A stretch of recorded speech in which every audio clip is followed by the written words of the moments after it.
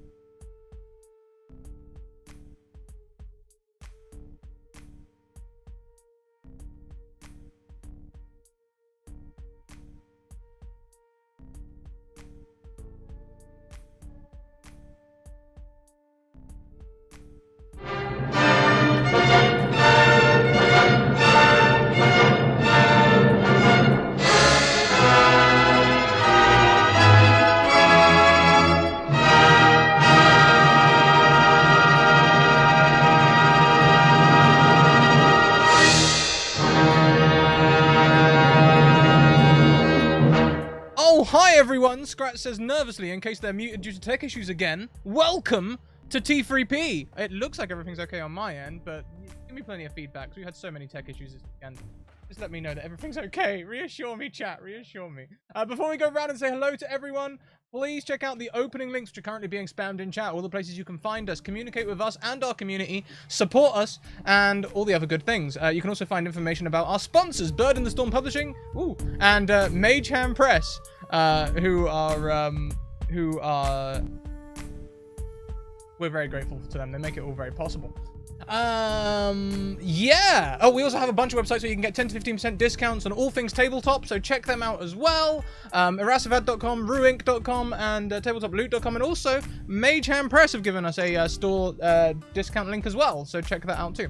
And retweets really support the stream, so if you go and retweet the tweet, it would be very, very helpful to us, and we appreciate you. Let's go around and say hello to everyone. Hey, Heavenly, how are you doing?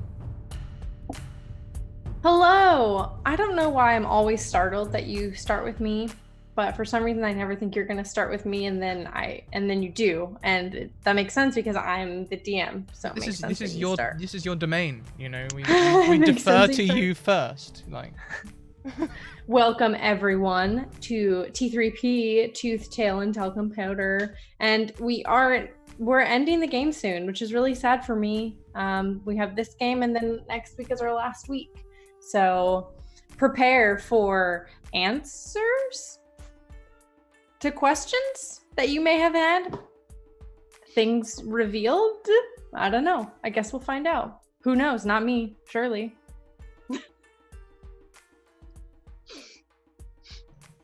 Concern. Oh, we have new emotes, including the concern emote. So if anyone would like to spam the concern emote, now is a good time. Next round, we have Shakespeare. Oh, hi. Oh, hi! I am Shakes, also known as Shakespeare. You can find me on Twitter and Instagram at the same handle. There's only 2 E's. I know it doesn't make sense, but the other one was taken. You can also find me on Tuesdays over on Penflower Inc.'s channel, which is twitch.tv/penflower, playing a centaur. And I'm playing Mr. Blavi, who is a ooze sorcerer and a tourist. And basically a sentient blob of giant marmalade. No, a giant blob of sentient marmalade. Yeah, that's the right order. And it's so much fun, and I'm so sad that we're gonna end the game soon. I don't want it to end. I'm gonna get sad every time I have jam now.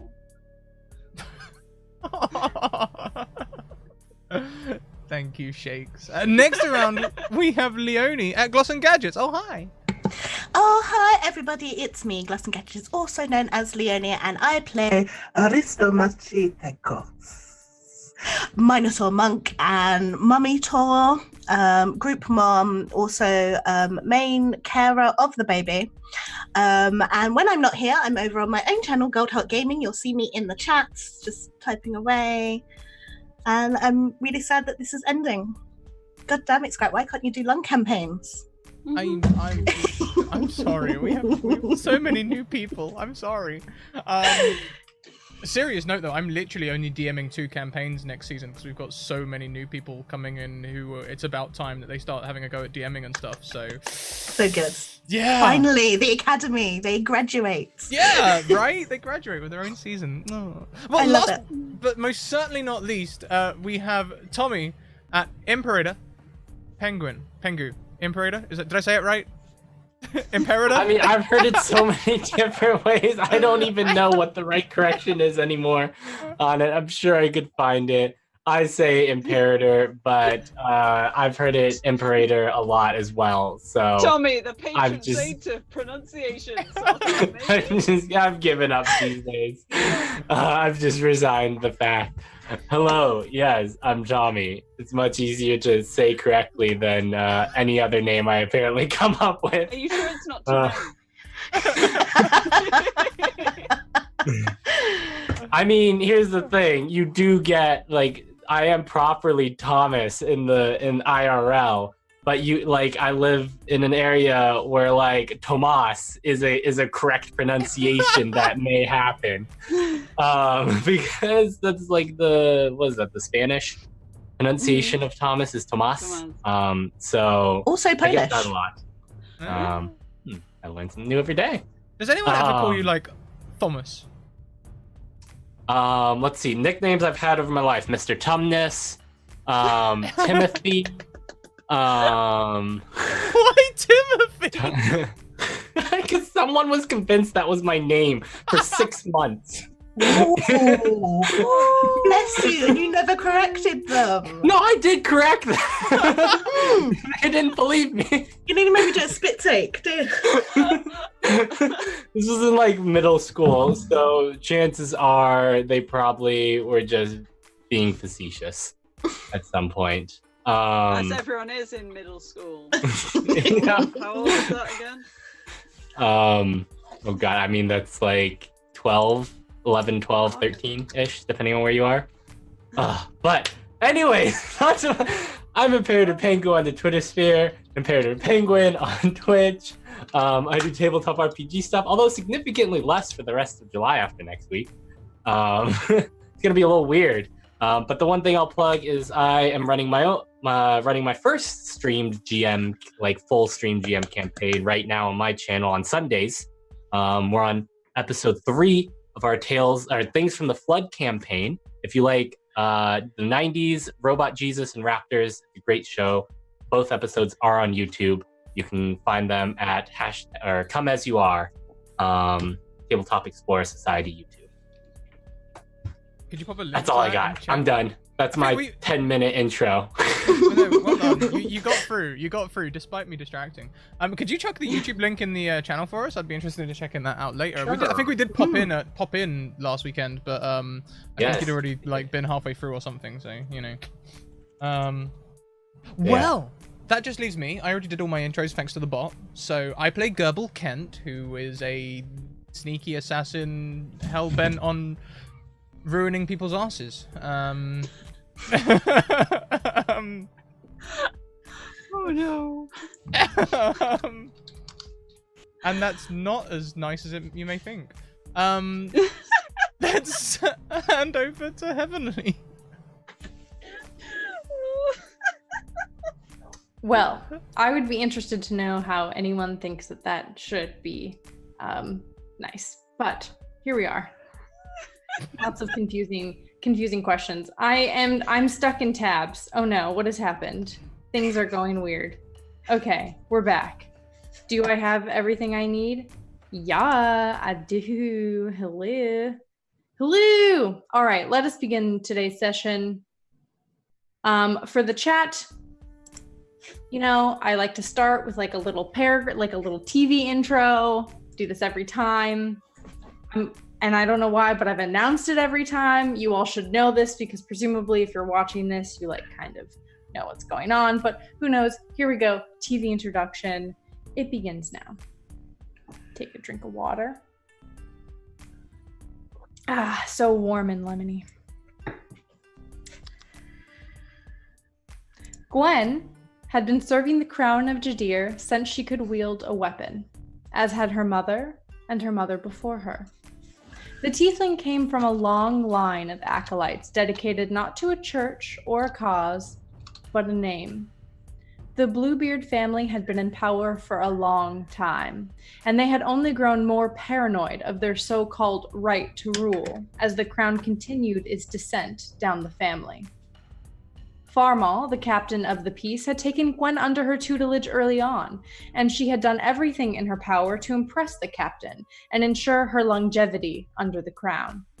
She had killed for nothing, asked few questions, and outwitted every soldier and paladin beneath her that tried to oust her claim. Farmal was getting old. She would retire while Gwen was still in her prime, and none were better suited to take the captain's place than she. Which was why the debacle she found herself in set a fire beneath her skin. Farmal's interest in the armor had been sparked by a visiting diplomat who whined incessantly that he had lost what could have been the greatest asset to his collection. The magic that animated a former suit of armor was of primordial strength, and it was in Jadir's best interest that such an item be acquired. Then, Osia, a taciturn and hardly impressive recruit, had supplied additional knowledge that sent Farmal over the edge, and the two had been chasing the serpentine aftermath of chaos through the world ever since. Gwen watched through half-lidded eyes as Osia looked over the map and cross-referenced where they had been against the route of Sepetus. The strange-looking orc had been waiting for them when they arrived in Silvis with a letter signed by Ilix, the king of Laka, that he was to accompany them for the remainder of their journey. There had been a note for Gwen, a delicate and looping script that said only, "You have been a disappointment." She watched her two companions in silence, fuming, ready to be done. Sylvis was to be their last stop. When we left the group, you were in the library of Sylvis, and Ned had just been spotted, and Gerbil stole a bunch of books. With Armadad's permission. With With Armadad's the intent to return them. with the intent to return them. Aristomachi and Mr. Blobby, as well as the baby, which has been named Krios. Krios, you are in the basement going over fantasy newspaper clippings. Well, Aristomache is going over newspaper clippings. Mr. Blobby is just lying on the ground under the table.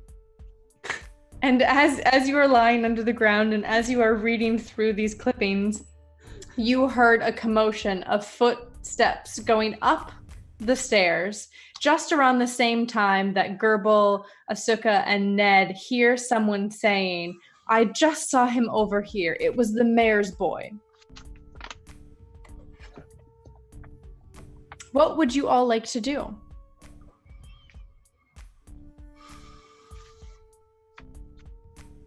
Do Aristomache and Shakes know that? Sorry, I must have missed that detail. Are we still No. down in the basement? You're still down in the basement, but you did hear a commotion of armored footsteps as they rushed up the stairs. And I believe you had rolled a perception check or an insight check. You had rolled something, and you had a feeling that this was probably connected to your group. Kind of like that weird feeling of like something's going wrong. One of my idiots must be involved. Do you think that's us? If it's not us, I'll cut off my left foot. Oof. I don't think you need to do that, and just comes out from under the table, just like. Aristomache will give Krios to Mr. Blobby. Oh, okay. And I will form my little weird, shell around the baby. Your baby with cradle. With the little viewing window out the front. It's more like an egg with a window. If things get serious, Mm-hmm. I want you to go invisible. And Okay. I want you to leave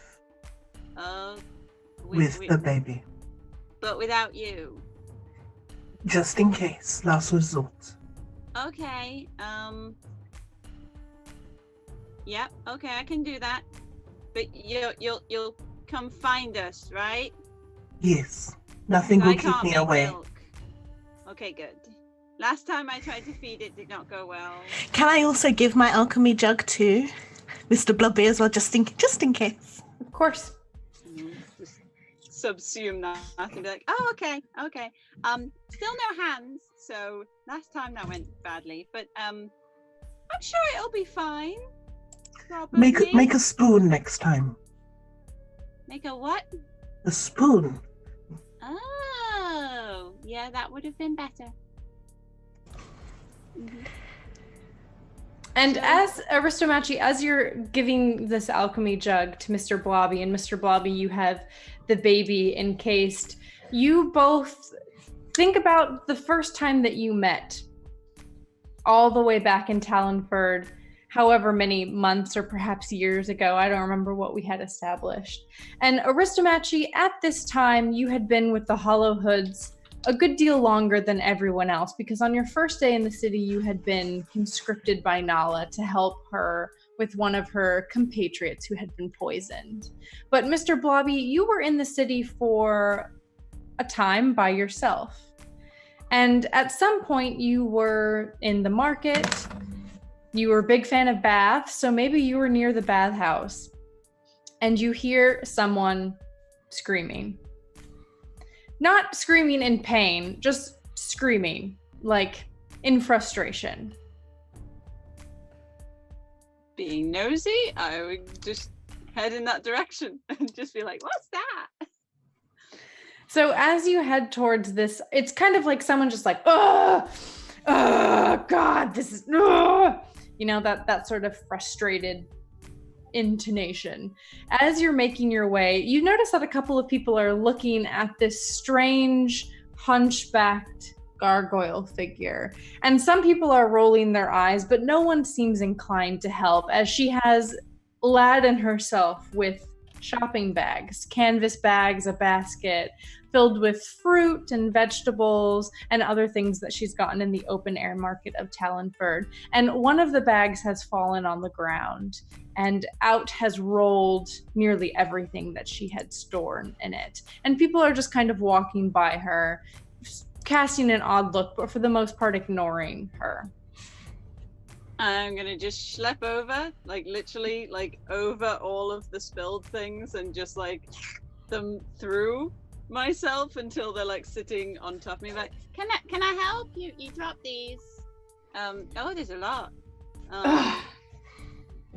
Yes, she looks up at you, but at this point you may be eye level because she's quite hunched. She isn't a very imposing figure normally. You imagine if she was rolled up to her full height, she wouldn't be very tall, but even hunched over, she's quite small. So you don't even have to stretch yourself. She's looking you in your eye area, and just the bit that's facing her. Yeah, exactly. And she says, let me tell you one thing. Don't get old. Sure. It sucks. I'll do my best. Your body stops working in the way you expect it to, and as she begins to say something else, she freezes. And the animation of her face stiffens, and she almost looks like rock. Just for a split second, and then she comes back. And when she comes back, she's lost her sentence and she's dropped another bag. And she says, and that happens. I'll be on the lookout for that happening. Do you want me to carry that? Well, I I just like move round to the other bag and just. So I'm basically just being a trolley at this point. Do you just pick up the bags, or do you shape yourself in a particular? Oh, I subsume them, and they kind of lift up through, and then just like peek out the top of my head. So I'm literally turning myself into just a trolley. Oh, okay. Like one of those granny trolleys that you pull along. Yeah. But on the plus side, as they go through, they come out at the top very clean. Like there's no road dirt on them or anything. They're just like it's like they've been washed. Okay. She looks at you and seems a bit shocked at this, but manages to recover her composure rather quickly. And she begins to just kind of put more of her stuff in you. And she's like, do you just shove it in there? And she kind of shoves like an ear of corn and some apples and like some herb packets. Yeah, that works. Yeah. Mm-hmm. Okay, great. She watches as all of this kind of bobs up, and you're not from around here, are you? No. Mm-hmm. What gave it away?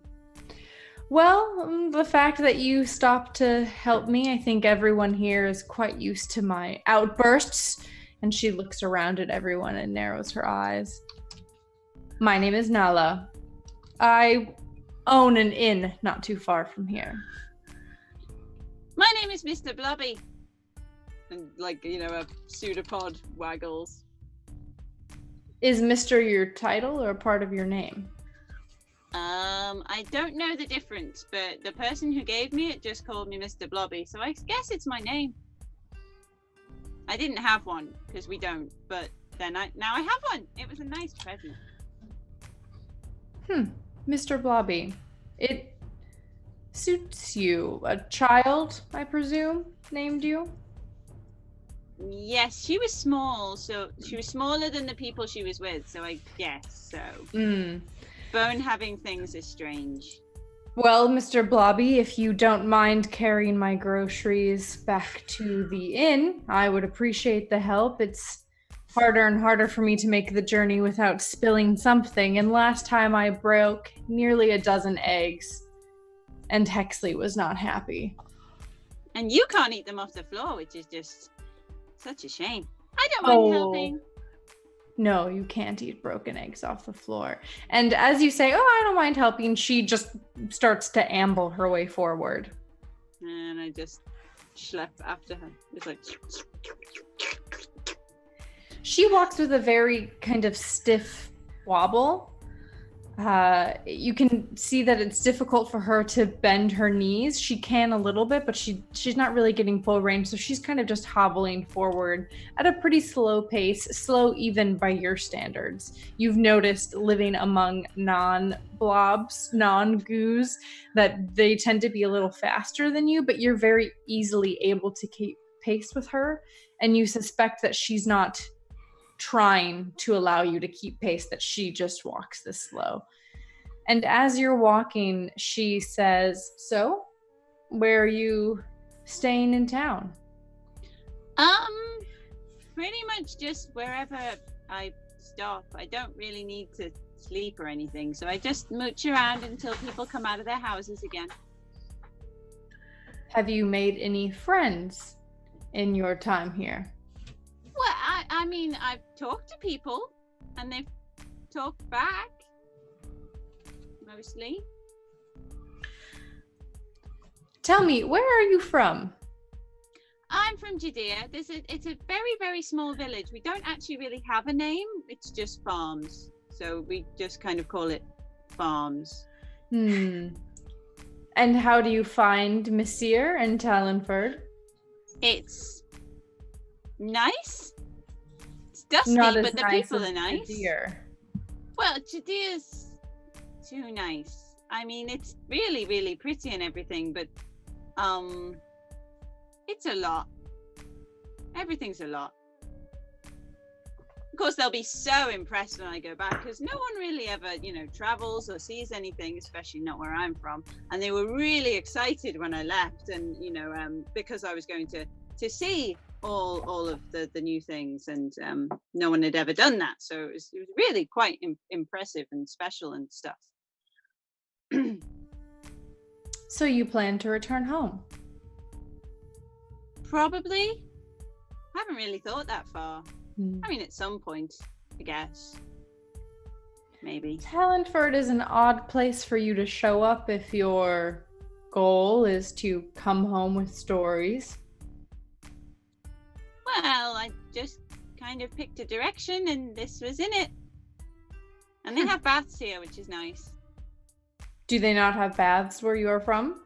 Oh no, they have baths where I'm from, but when I was coming here, not so much walking as just proceeding.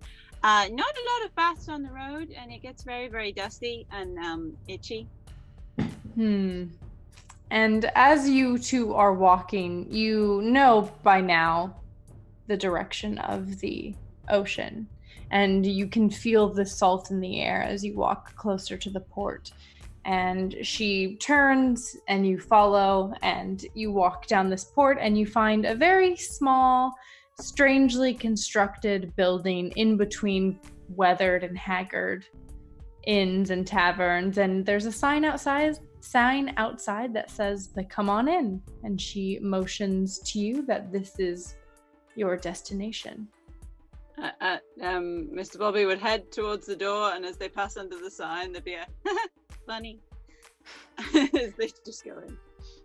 It was not my idea, but bought it that way, and I didn't really think it was worth it to change the title. And as you come in, it's dark.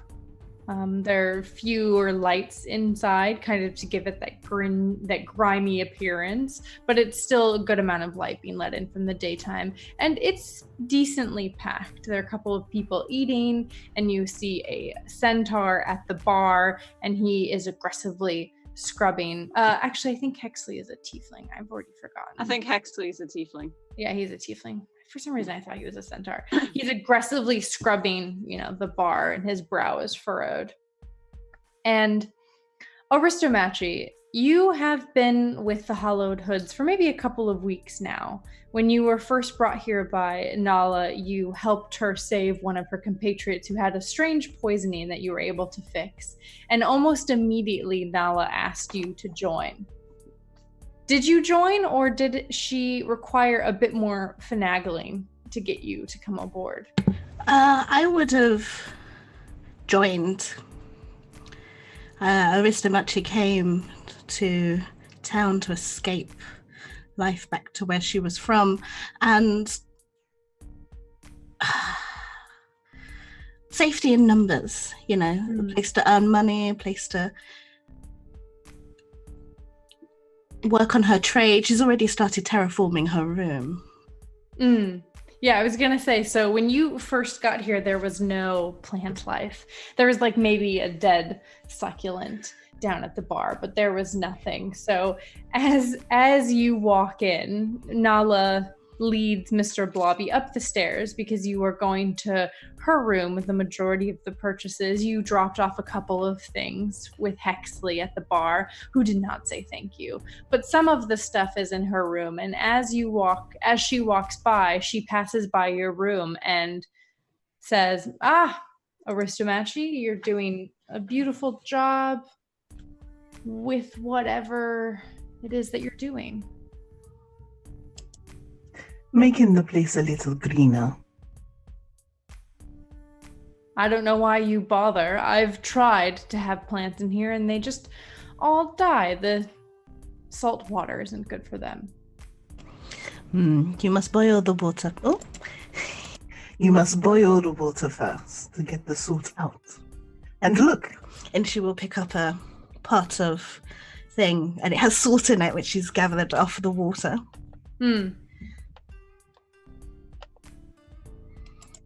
Do not give a Mr. plant. Blobby is just kind of like behind, just like peering around at the room, like. Collecting more strays, I see. Well, I had a bit of an episode at the market, and this Mr. Blobby here kindly offered to help schlep some of my stuff home. When are you going to see the doctor about that? It's just something that happens to us gargoyles in our old age.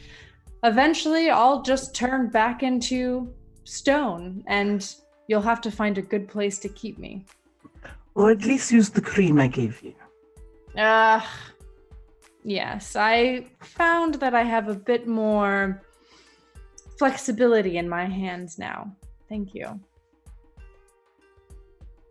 So, And Mr. Blobby, she looks down at you and says, "This is Aristomachi. She is our resident everything." Hi. what brings you to this sandy place?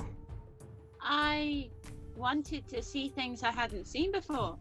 The big water thing was new.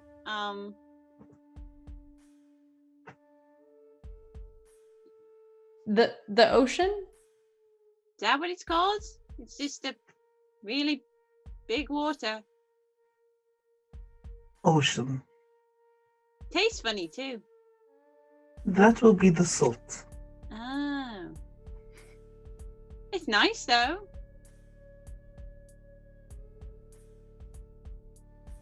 Just In kind of moderation. like awkward hovering, just like. Our new friend here, Mr. Blobby, doesn't have a place to stay, and I know that there's still that room open on the 4th floor. I thought if it's stories you're after, I'm sure we have a couple of stories we could share with you.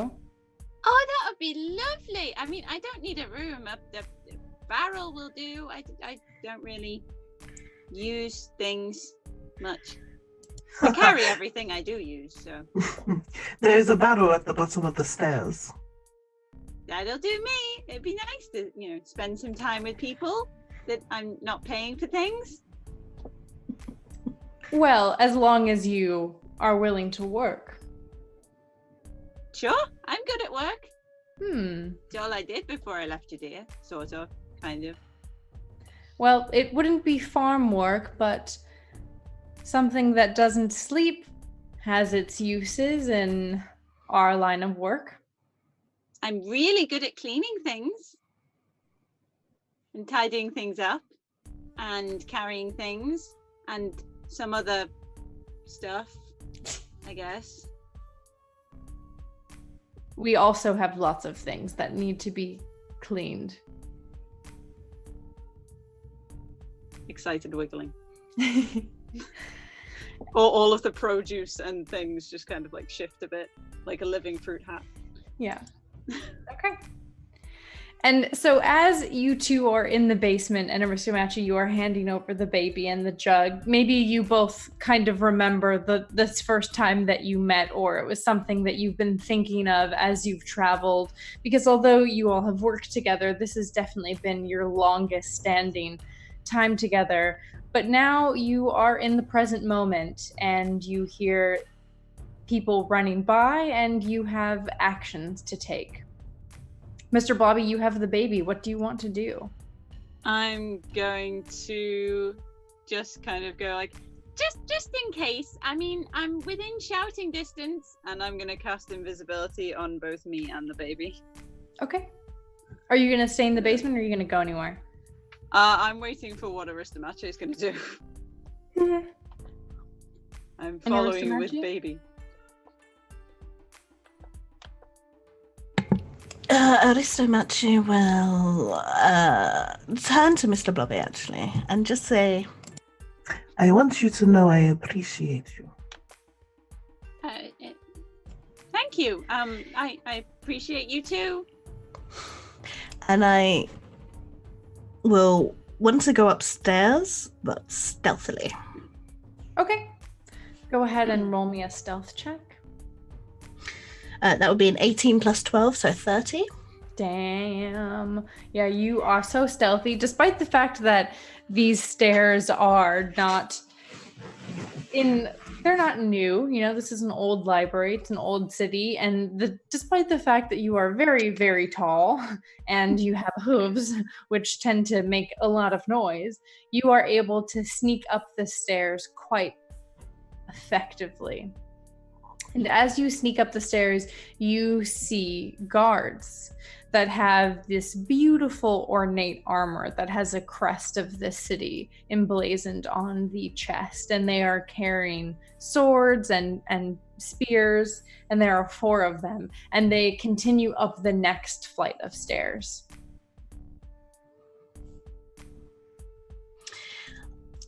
I will keep low, but... Actually, I'll keep very low. What I want to do is I want to look at people's feet. So I don't know about you, but my libraries are like on little stands and you can see people's feet. I'm looking for armored feet and goblin feet. Okay. All right. So on this first, so as these guards are running through, patrons are kind of backing away as if they know exactly what to do. And then there's a librarian who's ushering actually everyone outside. And so you are able to look at everyone who's walking by you to leave. And there's nothing else on this first floor. This is the entrance. So besides the checkout desk and a couple of studying cubicles, there aren't any bookshelves, but the guards are going up to the next floor. Mr. Blobby, who is following Aristomache, is gonna get right up close as she can, just like feel like goo very close, not like engulfing, but just like I'm here, and just whisper like I can send Gerbil a message, but I won't be invisible anymore. Is the thing. No, the baby is most precious. True. Okay, just checking. I will stay here. I will try and go upstairs and see if I can find them. I'll say that with a 30, with the roll that high, you don't need to roll again. You're able to kind of, there weren't a lot of people in the library. There had been that school trip that was present. And so, there's just a little bit of a commotion, enough people, the librarian's like, everyone, please leave. This is completely normal, but please return to your homes. A curfew has been issued. And so you're able actually to kind of maneuver around everyone, and you walk with such purpose, even though you're being silent. No one questions what you're doing, and you're able to make it up the second flight of stairs, which is where a majority of the bookshelves are, without anyone stopping you or noticing you, and the guards do not notice you as well. And when you get to the top of the stairs, the guards spread out two of them go forward and then one on either side. And this is where the bookshelves are. So this is where you can begin making a sweep for your companions. But let's go over to your companions. So you all are hidden behind a bookshelf, and you have a very nervous Ned who's clutching a stack of books to his chest, and he's looking between you, Gerbil, and you, Asuka. And he says, what are we gonna do? Right. Don't worry. You two get out of here. I'll take care of the guards. I've got a plan. Asuka looks at Gerbil, and if they could look at Gerbil nervously, that would be the look they're giving him. But they will motion for Ned to follow them and sort of give a knowing look at Gerbil and a meet later sign. Don't worry, I won't kill anyone. Purposely.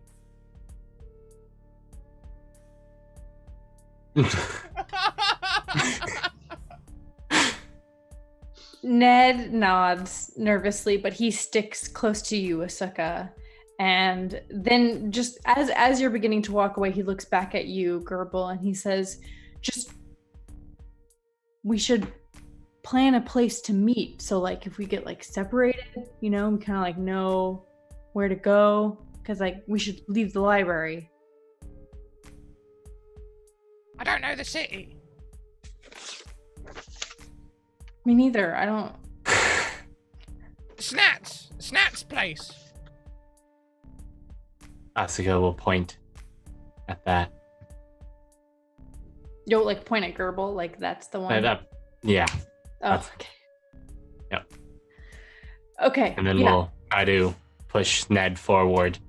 Do me a favor, Hopefully just as you're leaving, Ned, shout help. What? Why? It's like, huh? Just. But that'll like draw all the attention towards you guys. Yes. I have a plan. Oh, is it coming? Asuka's a lot more nervous now. I had forgotten about the plan. There's a plan? Yeah, Scrap mentioned it in chat. Oh my goodness. What? A lot more nervous now. But is going to trust Gerbil at this moment. Okay. All right. Well, Gerbil, you have always been one for plans. And when you first came to Talonford, you found that turtle who let you come into his home and have dinner with him and his daughter. And after that first night, he had invited you back as many times as you wanted. And he kind of implied implicitly that you were welcome to stay.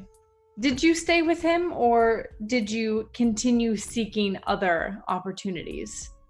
I think it's one of the... Gerbil was... You're muted. What? No, No, I you're think not you just anymore. weren't talking. Oh. Oh, sorry. I think it's one of them situations where Gerbil was looking for other options, but couldn't find any, and just kept ending up back there because he knew he'd get a hot meal. And it was one of them begrudging, I don't want to find you really interesting and friendly, but I do. Okay. So it's been a couple of days, and you are having dinner just with him this time. His daughter doesn't actually live with him. She was just there for dinner that one night. And as you are eating just some crusty bread and some fresh greens, he asks you, so, how do you find Talonford so far? Right, I guess. There's not enough killings. You can't trust a town where no one kills each other.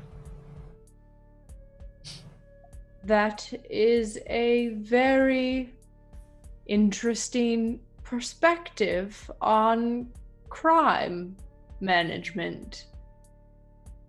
it means the crime's not organized. How are you supposed to make money out of crime if it's not organized? Is it money you are after or crime?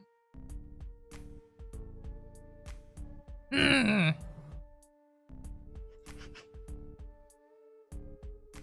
Well, I'm good at crime. Stealing? Well, I wouldn't really call it stealing, because that implies that someone owns things, you know? And who are we to say that anyone owns anything? I mean, just because you paid money for this bowl, does that make it yours? I mean, I could take it, and then it's mine. Is that stealing? I think then we're getting into, philosophy. Maybe I'm a philosopher. Maybe I could get into philosophy. Yes, you have brought up an endless barrage of interesting questions so far. We do have a library, though it is modest. But I am interested in what your abilities might be. Perhaps I can help you find something. Well, I'm very good at leading people into traps. Stabbing. Hitting. Strangling if I need to. I'm quite reckless, so jobs which require delicacy aren't the best. And I've got a guilty pleasure in reading. All right. That provides many interesting leads. Have you ever considered serving the king in his army? Oh, and stealing all the nice armor. No, I meant joining the king's army. And then assassinating the guards for money. Ah, I see now what you are interested in. You do not like working with groups. Well, that's not it. I could work with a group as long as they, as long as they're nice. And as long as they have dirty work. As long as they don't, be all high and mighty and assume that they, some sort of moral justice on everything, then,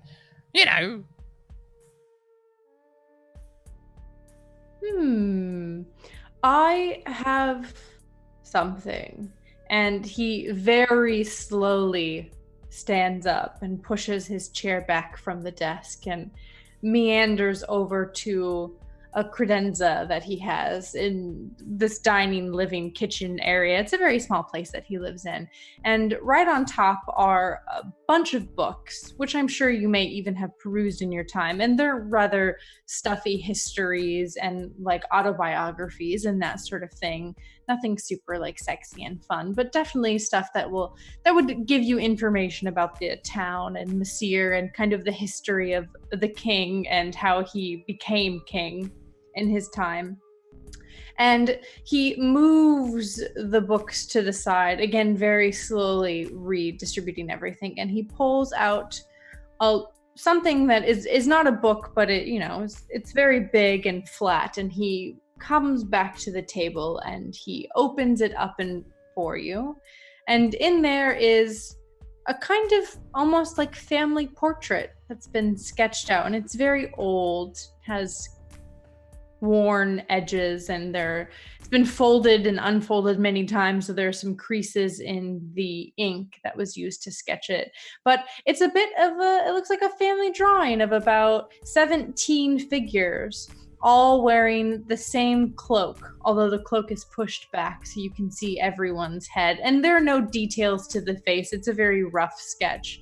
But he spins the photo album towards you, the sketch album, if you would, and taps a turtle figure and says, "In my time, I was well known for my ability to play the long con."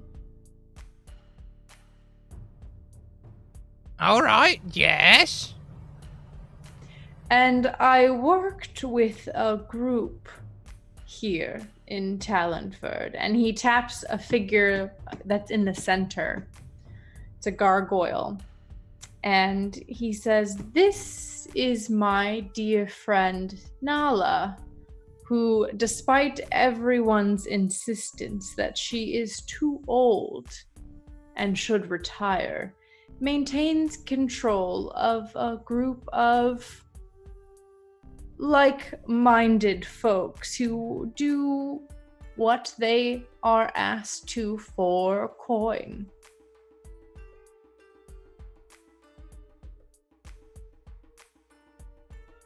I've been spending weeks and months walking around the city looking for a lead on an organisation just like this, and it was in one of the books on your bookshelf which I thought were too boring to look at.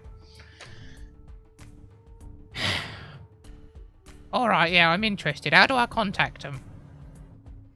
She owns and operates from the Come On Inn, which is along the main port. Yeah, come on in. That sounds inviting. When you go and see her, tell her that Georgie sent you. Tell her Georgie sent you. Alright. I'll do that then. Would you like to finish our meal first?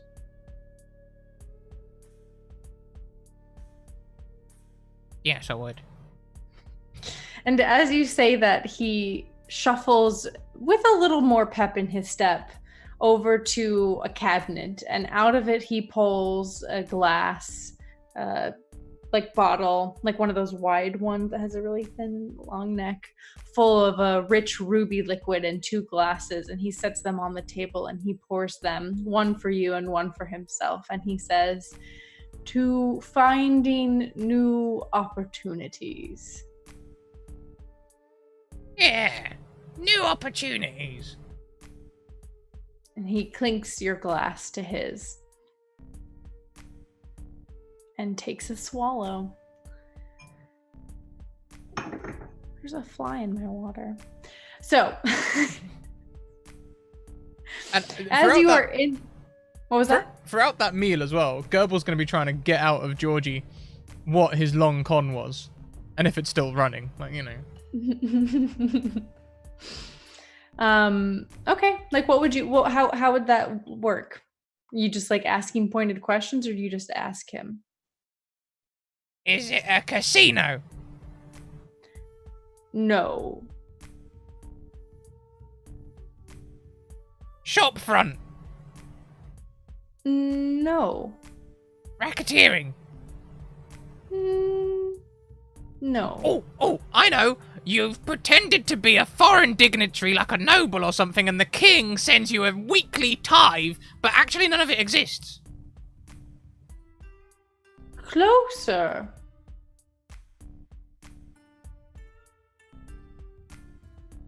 That was the best I had. I'm out. All I will tell you, my newest friend, is that oftentimes people grow tired of listening to others speak if their value is not made immediately apparent.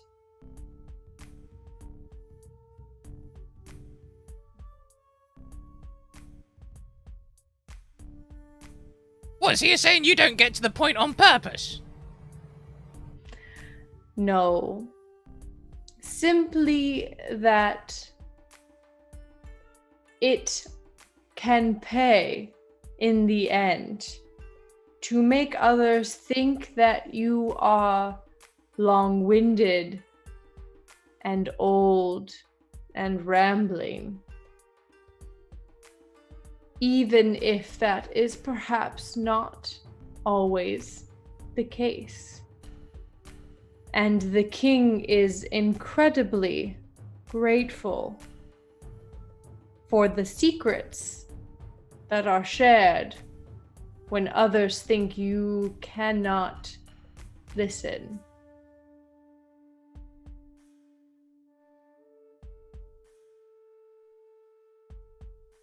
Oh, so you actually work for the king? Ah. I work for myself. Of course. But look, if anyone steals something big and expensive from the king, you can tell him Gerbil did it, and if he wants to hire him, he works for money. That will make Nala interested in your abilities, surely.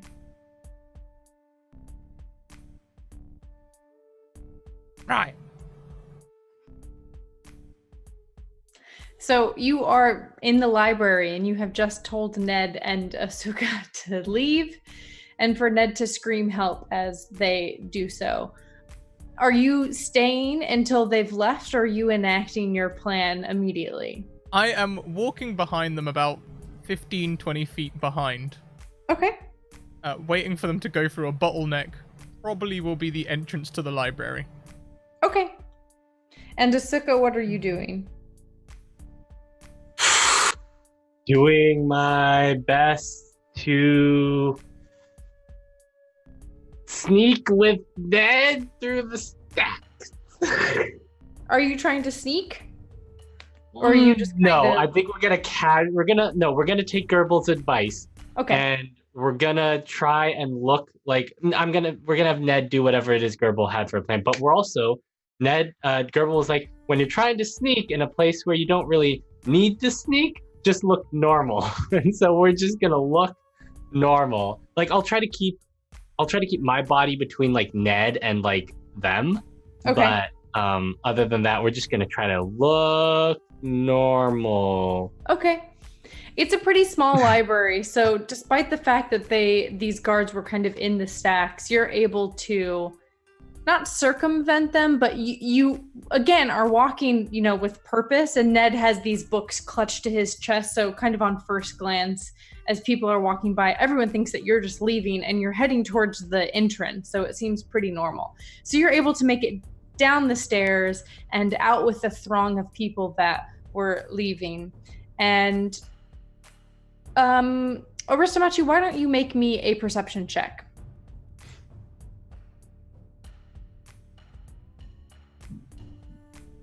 And Asuka, why don't you make me one as well? Because I assume that you are trying to keep an eye out. You're not just like... Yeah.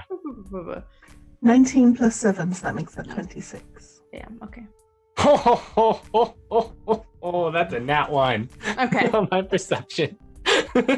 So, Asuka, you are pretty intently focused on Ned because he is not acting casual. He has these books clutched to his chest and he's just like, yep, just like time for me to go home. I have bedtime and I'm gonna go wash my face and in my home because I live here in the town and I have been a resident. I go to high school here with people. And so you are kind of like, you're trying to pay attention, but Ned is really taking up a lot of your focus because he's being so goddamn weird. But Aristomachi, you are able, as you're coming up the stairs, you see the two guards go straight ahead and then guards split on either side. And as the guard on the left rounds a bookshelf, kind of just where he had been, comes Asuka and Ned, and you can hear Ned exclaiming weird things about how he really loves to shop at the market and he's been born and raised here and he loves this place. And you see them walking towards you. And Ned is kind of looking all around and Asuka's face plate seems to be directed at Ned as well.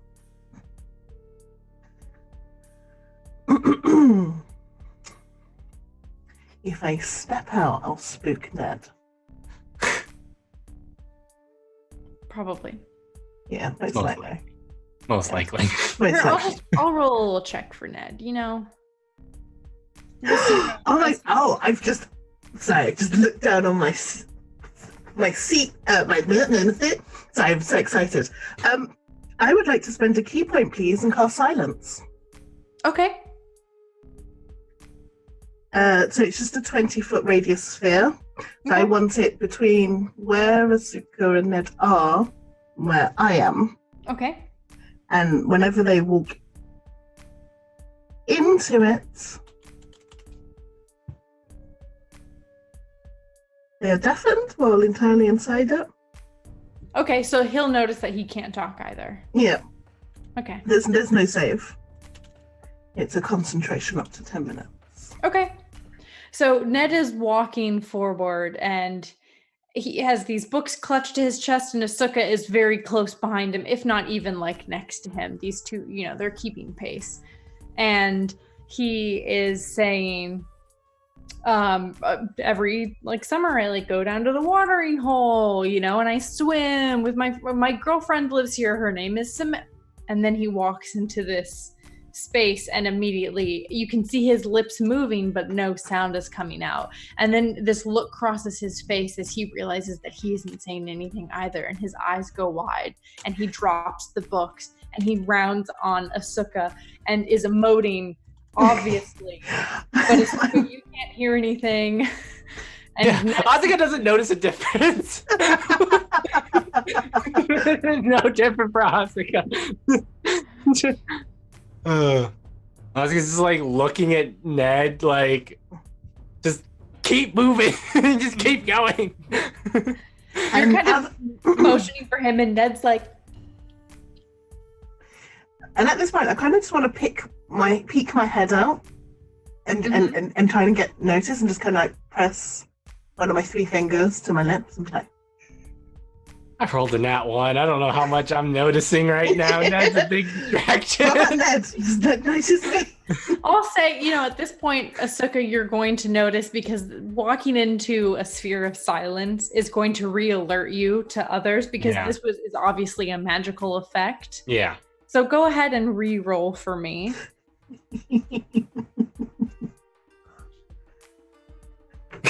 Oh. Was it another one? I have not gotten rid of my terrible luck. Okay. You've got some bad juju.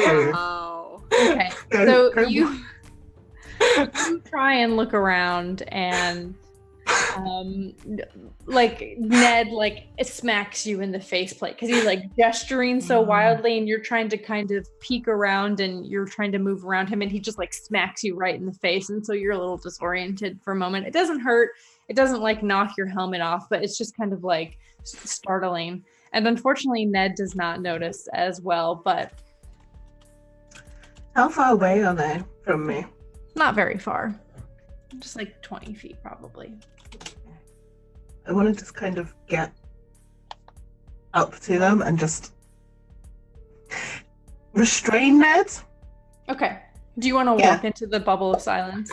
I do want to walk into the bubble of silence. Okay. You walk into the bubble of silence and neither of them notice you until you grab Ned and restrain him, and he screams in agony, but no one can hear anything, so it's fine. In the library, no one can hear you scream. Okay. I think I notice. And at this point, yes, everyone notices that Aristomachi has joined. Yeah, I was just oh. Right. Asuka's gonna make motions for guards and then making an exit. You just see Mr. Matchin nods and she's got Ned in her hands and she's just going to press her finger against his lips. Mm-hmm.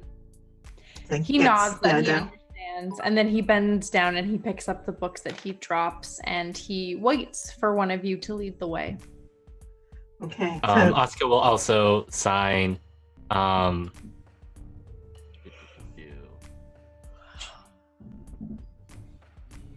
this, G for Gerbil, and then distracted.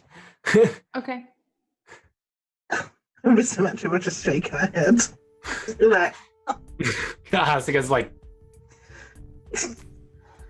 And Mr. Bobby, you are obviously like present. You see all of this, although Oh, no I'm one on the sees ceiling you. above everyone. Okay. Invisible on the ceiling.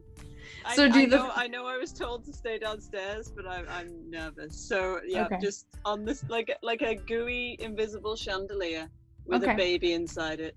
With a baby. And as soon as we're out of the silence bubble, I would like to spend another key. I'm burning through my key points. I would like to cast Pass Without a Trace. Okay. Does it cover all of you? It covers. I think it's a 20-foot radius. And does it move with you? For the duration, each creature you choose within 30 feet of you, including you, has a 10+ bonus to dexterity stealth checks and can't be tracked except by magical means. The creature that receives this bonus leaves no tracks or other traces of passage. Okay, great. So you want to give it to everyone? Yeah. Well, to me, Ned, and Asuka. Okay. Okay. I So don't know you who's Bobby's now. are able to make your way out. And as you get to the door, Ned does exactly what Gerbil asked him to do. And he goes, oh, like, help. Oh no, I've been kidnapped. I'm the mayor's son. And then, so people look because they hear this. But there are no guards actually present. And while a librarian does see you and hears this, she rushes upstairs. You all are able to get away, and they won't be able to track you. So it all works out quite well for you. It's I just realized I had the voice mods on all this time. Why didn't you guys tell me? It sounds weird. I'm just so used to it. Just love it. Aristobati will I'm just going to be in character now. I will turn to Asuka and say, let us get to the blacksmith's house. No one will expect us to go there. Mm-hmm. Yeah, and Asuka will nod in agreement and usher Ned out. Okay. Quietly So- from above. Where's Gerbil? Where's Gerbil? What are we doing? As I I mentioned, do want motion said it's all everyone okay. I want everyone to make a stealth check at this point, now that you're outside the library. Don't forget your +10. And you get plus Yeah. 10. Wow, Ned killed it. Ned's so stealthy. I Gerbil's don't waiting get in the +10, entrance. but do I get advantage because I'm literally invisible? Why don't you get plus 10? Because she didn't know I was there, so she didn't give me the. Yeah, +10. every character I choose, I wasn't aware that. Yeah, she didn't know Yeah. I was there. I thought it was just within the radius. Yeah, you No. can manage. Well, you're invisible, so you don't need to roll. Oh, Okay. I rolled a 19 + 12 + 10, which makes it a 41. Yeah. I got a 22 total, so Okay. You all are able to be very stealthy, and you escape unbeknownst. And let's also have everyone roll me one last perception check, and then we'll go to Gerbil. 13 + 7, 20. 20. 8. Okay. 15. Dang. I'm focused Now that on the baby. I've like now that like Aristomachi can also kind of look after Ned. Asuka's back to being more the vigilant. focus is widened. So the group of you, it appears to be just a trio, but it's really a quadtet. Quartet.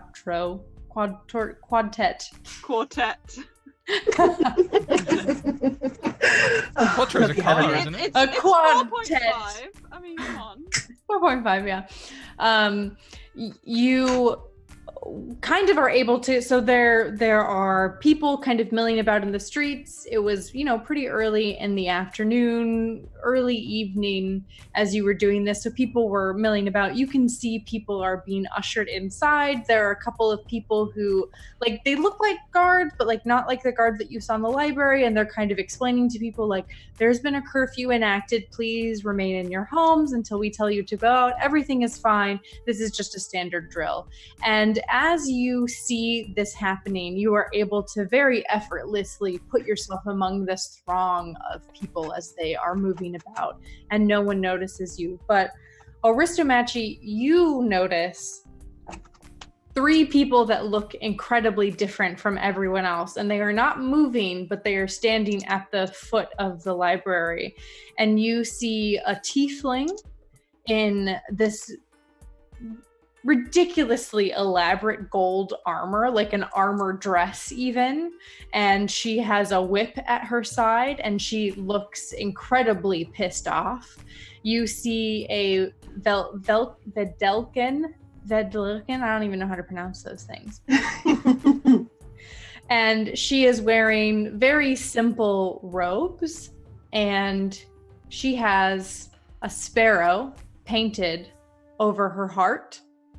And she is looking past everyone and almost in your direction. You don't think she sees you, but she's looking to where you all are. And then you see looming over these two women a very, very, very strange looking orc. There is something that is not right about him. His face doesn't make sense. And he is wearing the robes that you are very familiar with because they mark him as a devotee of Algin. And they are all waiting at the base of the stairs to the library, although none of them have noticed you. Is there a wall we can get over? A wall? Yeah, so if it goes down, that means we're up. Is there instead of going down, can we just You're already past them. You were looking back, so they're behind you at the library. Okay. You are in the crowd, heading towards the blacksmiths, definitely outside of their reach. I think we are in danger, and I will regale to the party that is present what I have seen. The tiefling, the orc, and the other thing that we can't pronounce. You mentioned the sparrow symbol, Asuka? Yeah, I describe all the symbols I saw. Okay. Asuka will look back towards the library, and you can see for a moment that they look like they're about to go off in that direction. But they shake their head. They've got a mission to complete first, and that comes before their own personal. If you want, Asuka, you can roll a history check.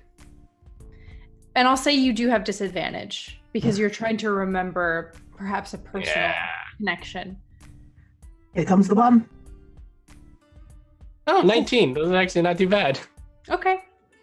We're getting to the final episode. These checks are going to be a little easier because things have to get super spooky.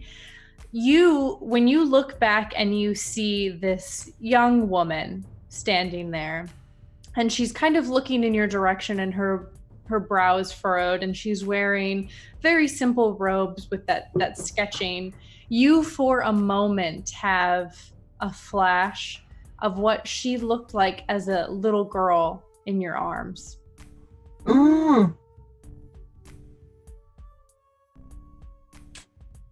Yeah.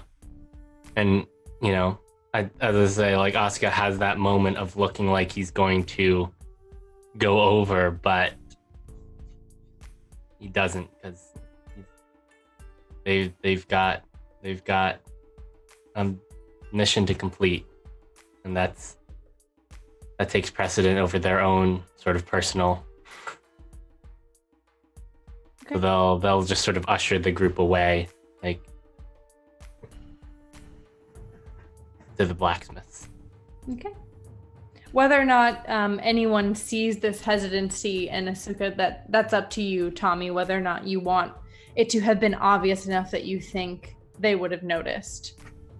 That's up to them. I feel like Aristomachi probably notices. She tends to be very perceptive. Yeah, I don't think Ned's going to notice. He's still very obviously nervous, and he's staying close behind you, so I don't even think that he would have noticed what was going on with you. If you would have looked back, he would have just kind of been like, ah, and pushed forward. So Aristomachi, whether or not you want to notice, I'll let you decide, because you rolled such a good perception check. I will Mr. not Blobby stop. is pretty much just preoccupied with the baby and Mr. with Blobby- eating Gerbil. Mr. So Blobby's it's just like, kind of like. I will not stop you if you want to go. Asuka will shake their head and make the baby cradling motion and also point at Ned. Once the child is delivered, I will help you find any secrets you need. Asuka will nod and motion for them to go. Okay. Gerbil, you were waiting for them to leave, and you heard Ned screaming for help. And shortly after, you hear the sounds of someone rushing up the stairs, and a woman appears, and she goes, I just saw the mayor's boy. He just left. So whilst this was happening, Gerbil would like to be leaning sort of against the doorway to the entrance. Okay. And he'll have slipped his hand into his pack, which happens to be a burglar's pack, which contains 500 ball bearings. Oh my goodness. And I'd like to spill them all over the floor. Okay. Oh my days. Okay. All right. Okay. Great.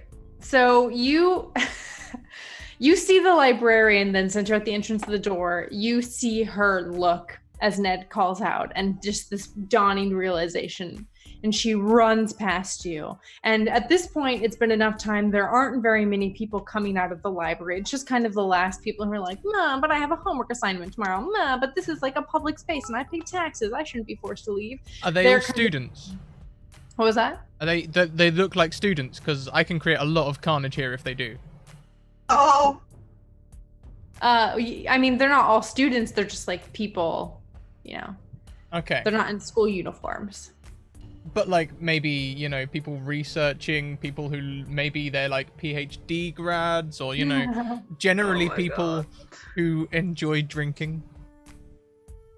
Okay.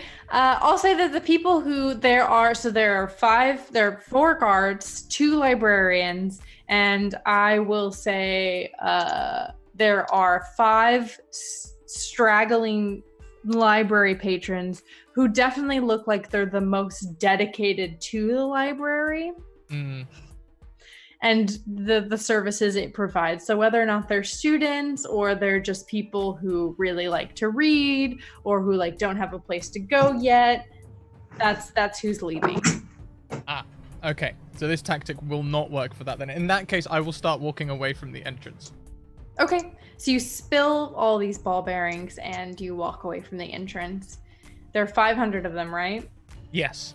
Okay, so the floor is this very smooth marble, and as you unload 500 ball bearings, they make a very loud sound, that sound of metal hitting that hard ground and like bouncing multiple times, and then it picks up as you upend the bag and more of them come out, and it almost seems like an endless, like this bag must have been quite big, and it's just like woof, and they're bouncing everywhere and they're rolling and they're being pushed in all these different directions. And as the guards come down the stairs, I won't allow you to roll a stealth check because I don't think you can really be stealthy while you're upending a bag of ball bearings. They see you and they rush forward, and I will roll 4 dexterity checks to see how they do. Oh my goodness. Oops. But you are able to kind of walk away. So they see you and rush forward, but you have already left. Ooh. Okay. One of them, nope, that's not going to cut it. They all just fucking eat shit. Great. 3 of them just immediately like slip and like fall, and one of them like slides into the other one, and they're all like, oh fuck, god damn it. One of them is like kind of like making his way, and he's wobbling, and like his feet are going out from, and he's just like, you stop. We have questions for you under the authority of the king, under King, and then he just falls.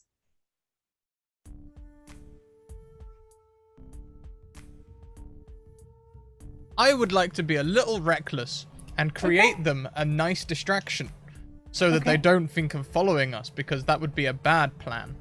Another part of my burglar's kit is a flask of oil. Okay. Okay, what are you doing with this flask of oil? I would like to take a rag, put it in the flask of oil, Okay. upend it a couple of times, Okay. light the end of it, and I would like to throw it at a section of the library which is mostly fiction. Well, those are all on the second floor. You're on the main floor. It's just like the entrance. You know what? There is, you know, when you go to libraries and they have the like hot reading this month, and they have the little like cards that are like from the there's that. And so they have the sections. They have like nonfiction and fiction and whatever. You can throw it at the hottest fiction books in Jadir this month if you want. I would love to. You throw it and it catches on fire. So you're doing... And if no one is, you know, chasing Gerbil at the minute, he'll just put his hands in his pockets and start strolling down the street casually. Well, so you were doing all of this in the entrance, right? And then you throw it through and you're trying to leave. Uh-huh. There's now a fire in the library, ball bearings There's at now the exit. fire in the library. People are stopping. They were leaving to go home. People stop and they turn around. And I'll say the three of you, and Ned, this is happening just a little bit after you've had this moment, Asuka, and after you've noticed these three people. So you hear it in the background. And just the as something catches on fire, and you hear people gasping and being like, oh no, the library, our greatest institution is bad, you know, no. Gerbil, as you turn around, there are three people who do not look struck by the fire at the library, but look particularly interested in you. And I will say that you know right away that these are not passers-by. And if you want to try and run, you can, but you're not going to be able to walk by them without them noticing.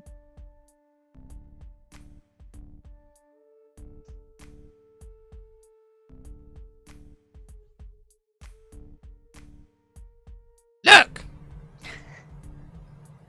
I'm going that way. Yeah, that way. I'm going that way. And I've got a big pointy sword. It's up to you. I'd like to try and intimidate them, and that there is a -2 charisma intimidation check. Okay, let's see it. Oh boy. Okay. You stop walking, I imagine, and you get this kind of thing, and the orc looks at you and he tilts his head to one side and he gets this very disturbing smile on his face. And the Vedelkin looks concerned, I would say is the word. She looks pensive. But it's the tiefling who steps forward, and she unhooks the whip from her hip, and she kind of readies it and lets it just trail on the ground and kind of hits it back and forth, so it's making a little bit of a slithering sound against the ground. And she's like, this has been a fun day, but like, I'm afraid I don't think I can let you go. You must be one of the ones that we're looking for, and I am really looking forward to getting home.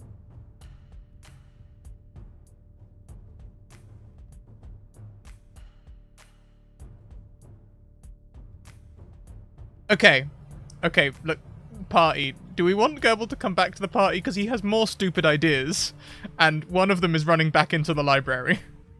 Look, we can't stop you. Yeah, we can't stop you. Otherwise, there will be a rescue mission. Okay, Mr. Blobby is worried. Well, we're all going to be worried, especially after hearing. Gerbil You is can- thinking. Gerbil will also do what have- Gerbil does. You have The three of children. you, if you want, you can make another perception check. So you just heard the library go up in flames. If you want to make another perception check, I will allow that. I'm ever so much you would. If any of you think that you would look back, I'm not going to make one for Ned because I don't think Ned would look back. 9 plus 7, it's a 16. Okay. I got a 2 15. on that one. Also, Okay. as soon as we hear the library go up in like flames, Oscar's just like, It's obvious who it was. Mr. Blobby is still Gotta be very careful. worried, but I don't know, the baby's spitting Yeah. or something, so... Oscar is now like slightly just like, oh. Okay.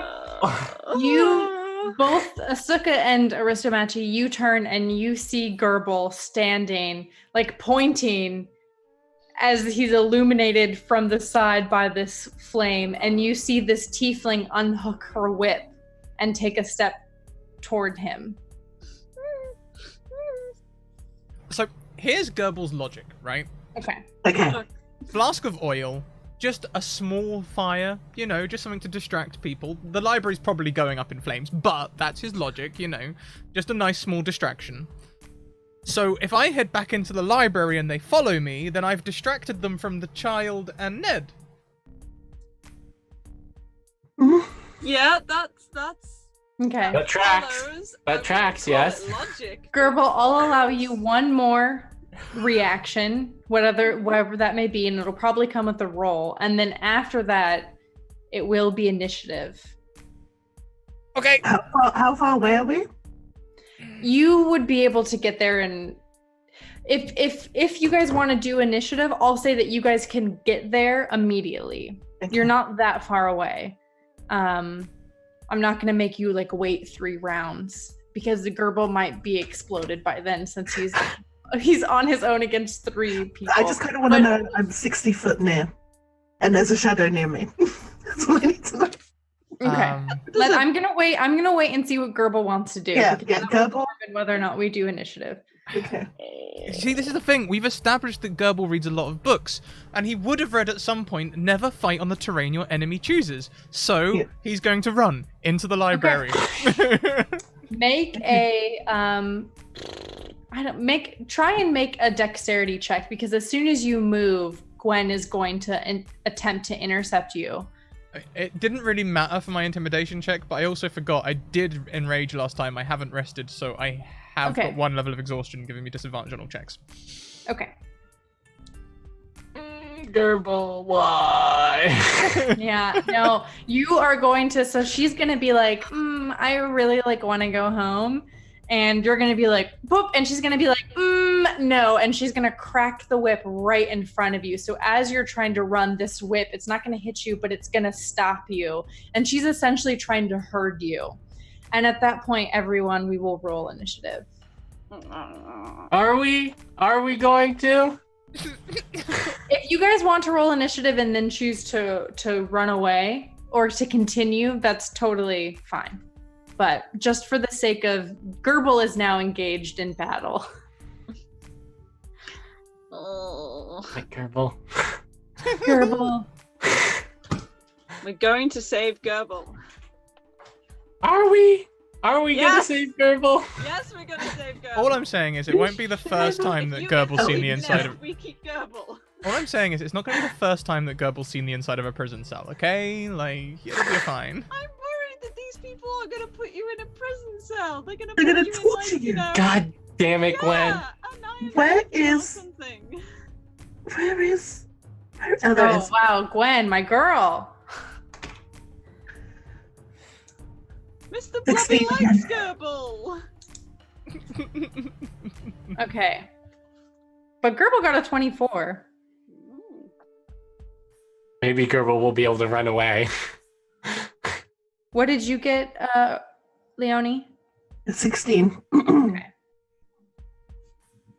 So it's going to be Gerbil, Gwen, Aristomachi, Asuka,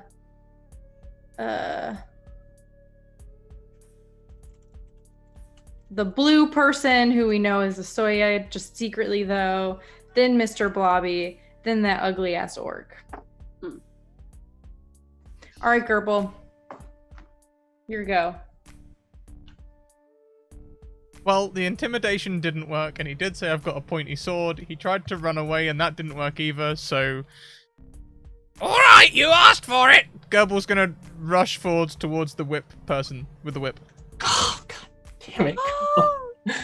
Okay. Gerbil, run! Run, Gerbil! My attacks this round will be reckless.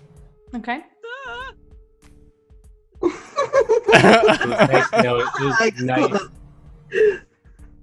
was nice knowing you, Gerbil. No! Save the tiny goblin.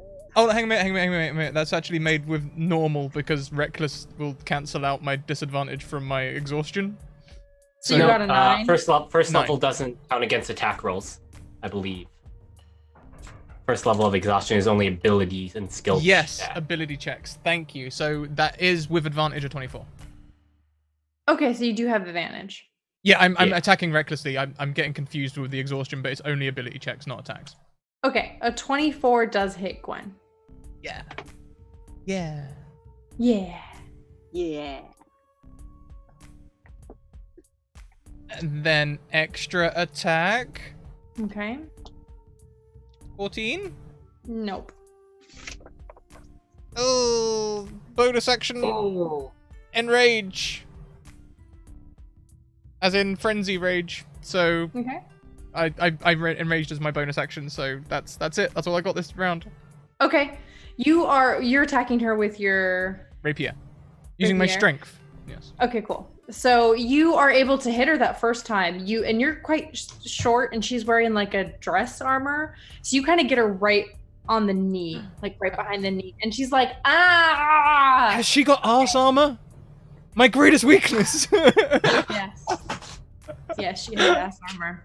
She's wearing metal underwear. Oh my god. She's got one of those impractical chain bikinis on under her armor. She's wearing like the No. dress. You know the ones that like have in like animes, like the dress armor. That's what she's wearing. It's the Like only thigh-high time boots. bits are useful. Is against Gerbil. And it is now her turn, and so she's gonna swing right back at you, Purple.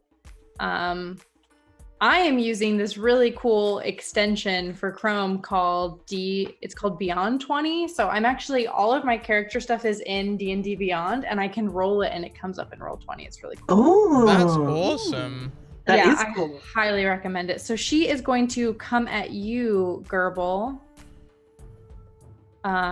Does a 14 hit? Wow, that's a low roll. A 14 does not hit. Okay. So I'll do she swings her whip around and she's trying to come at you, but you're quite close to her, so she's not able to get as much reach as she would like. And she is going to, that's all she's going to do. Yeah. So, Aristomachi, it is your turn. So I was just reading something. Welcome to the academy. Please take your seats. Thank you, Sorry, Pedro, for that quote.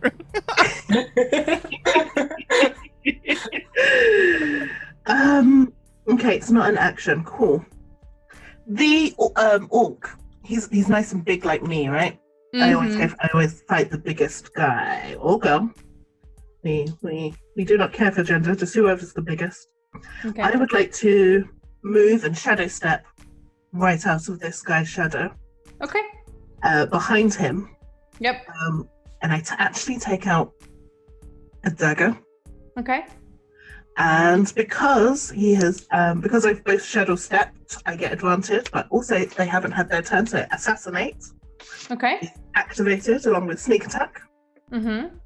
And I roll for a 16 plus 9, 25. That hits.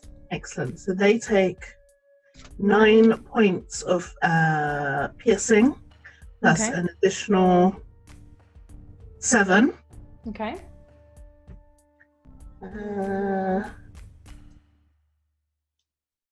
Just double checking if they take any more.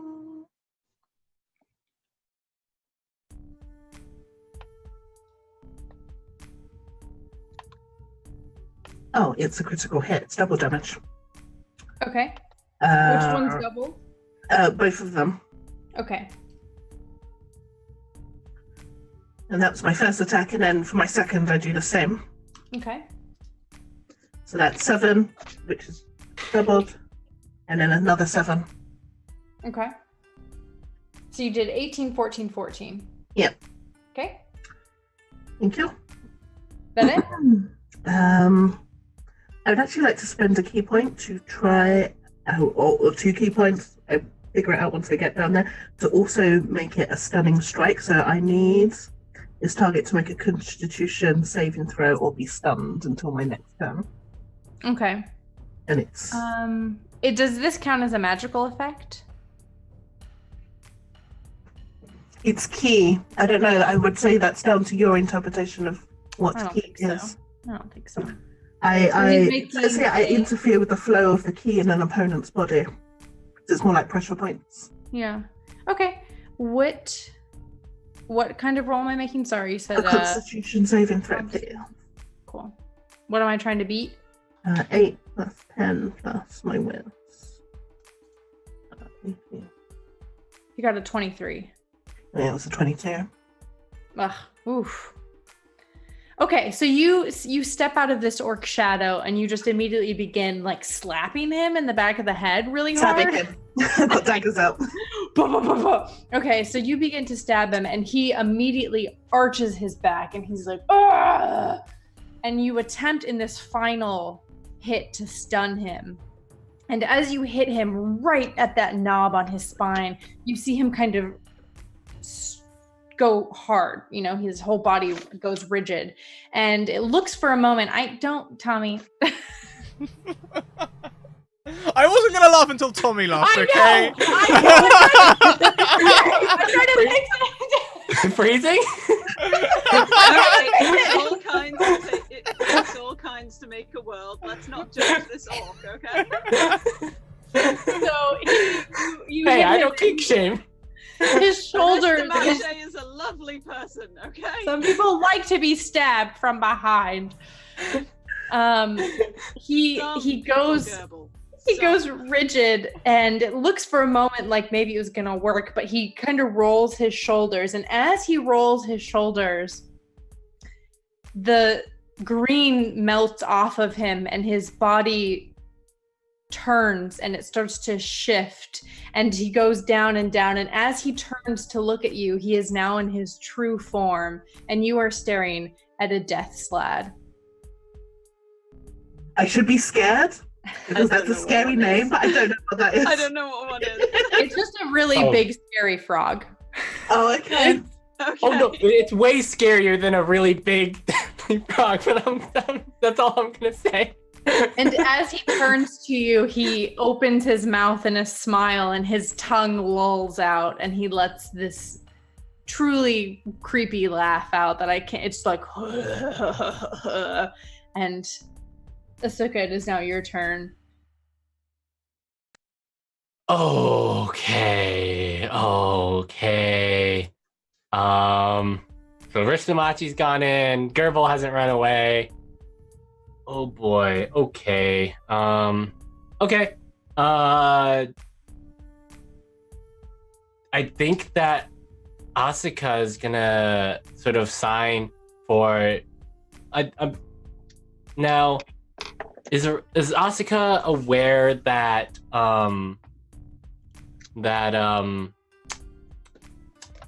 Mr. Blobby is nearby? Mr. Blobby, I believe, has spoken. Yeah. Sent. So you, I think at this point would be able to pick up that he's invisible nearby. Though Okay. you haven't Yeah, I asked seen about him, he hasn't Goebbels, made his, and yeah. you answered. Yeah. Gesture. Asuka is going to make motion for Ned and Mr. Blobby because Asuka is probably aware that Mr. Blobby has the baby and makes motion for go to safety. and will take out their swords, draw their 2 swords, and will go in and who do I help? I guess Aristomachi's probably closer than Gerbil, so I will help. I will use my bonus action to use Fighting Spirit, giving me advantage on my attacks. And I guess I'm doing non-lethal damage. I like turn the swords around and I'm hitting them with the backs of my swords. Okay. With the blunt sides of my sword. Let's see. First attack. 26. I'm gonna guess hits. Sorry. Well, yeah. 26. Yeah, that hits. 7 damage. Okay. And then second attack. 25. Yeah. For another, and if anything, consistent for another 7 points of damage. Love that. And that's gonna be my turn, I guess. All right. So you rush over to Aristomachi and you are able to very quickly vault up the stairs and begin to lay into this slad. And he grunts, but he takes your blows pretty well. And as you're rushing by, you rush by the Videlkin, and her eyes go wide. And it is now her turn. And as she sees you lay into this slad, she takes out her sword. Let me see what weapon she has. I forgot what I gave her. Yeah, she has a Morning Star because I thought that'd be cool. She she takes out her Morning Star and she turns to you, Asuka, and her mouth falls open and she steps forward and she swings at Gwen. So that is going to be a 24 to hit, which hits Gwen. So that'll be 10. Now I have so many sheets. Oh my gosh, I'm fighting myself. And as she hits Gwen, Gwen looks enraged. She hisses and you see steam coming out of her mouth. And Gwen is going to respond, which she should have done to Gerbil, but I didn't know that she had it, with hellish rebuke towards Asoya. And she's going to say, I knew you couldn't be trusted. Oh my gosh, I knew it. And she's going to hellish rebuke at Asoya, which is so now Asoya has to make a dexterity saving throw. Why did I do this to myself? Why did I do this? Okay, someone tell me what that is. Oh, that's a nat 20. Okay. Oh no! Okay. No, that's good. That's good. That's the save. Nat 20 on the save. Yeah. Oh, yay. So Yay, she's yay, going yay. to take half of whatever this damage is. Okay, so she takes 5 fire damage and she shrieks out in pain, but she doesn't say anything to Gwen. But with her final movement, she's going to put herself, Asuka, between you and Gwen. And Mr. Blobby, it is now your turn. So much terrified wibbling. Kind of, the invisibility will drop because Mr. Blobby is panicked and is going to do something, even though he doesn't know what he's going to do yet. Kind of torn between Asuka telling him to get to safety and pretty much the only people he knows and likes not getting to safety, but then Baby and also Ned. So Mr. Blobby is going to turn around and, using 3 sorcery points, is going to cast haste on Asuka and Gerbil. Okay. Because at this point, Aristomachi, he pretty much figures she can look after herself. Okay. And also, seriously, panic, just like, meh. So haste is up in chat. And then is going to use 2 more sorcery points to cast as a bonus action Fog Cloud at 2nd level. Okay. Let me just, you're gonna let me, which gives me and Ned and the Baby 40 feet of heavily obscured we're not here anymore because there's a cloud in the Okay. street. And I'm Alright. just gonna like lean on Ned until he backs up against a building. Ned is like, Go, who's go, go, touching go, go, go. me? I'm not invisible anymore! Oh, where did you come from? Just shush and stand here. Just like pressing him into the building. Just like, stay! He's very easy to maneuver. Oh yeah, I'm pretty sure Ned can't see anymore because fog cloud is heavily Yeah. obscure. Yeah. So first I'm you fine. appear out of nowhere and he's like, "Ah!" And then a fog cloud happens and he's like, what? And then you push against and he's like, no. Just stay here. I can still see because I'm immune to being blinded and I can like have blind sense, but I'm still kind of like, we're just gonna stay and shush. Shut up. Okay. All right. That's that. Oh, I just burned so many sorcery points. What the fuck? Okay. Yeah. But it's for the baby.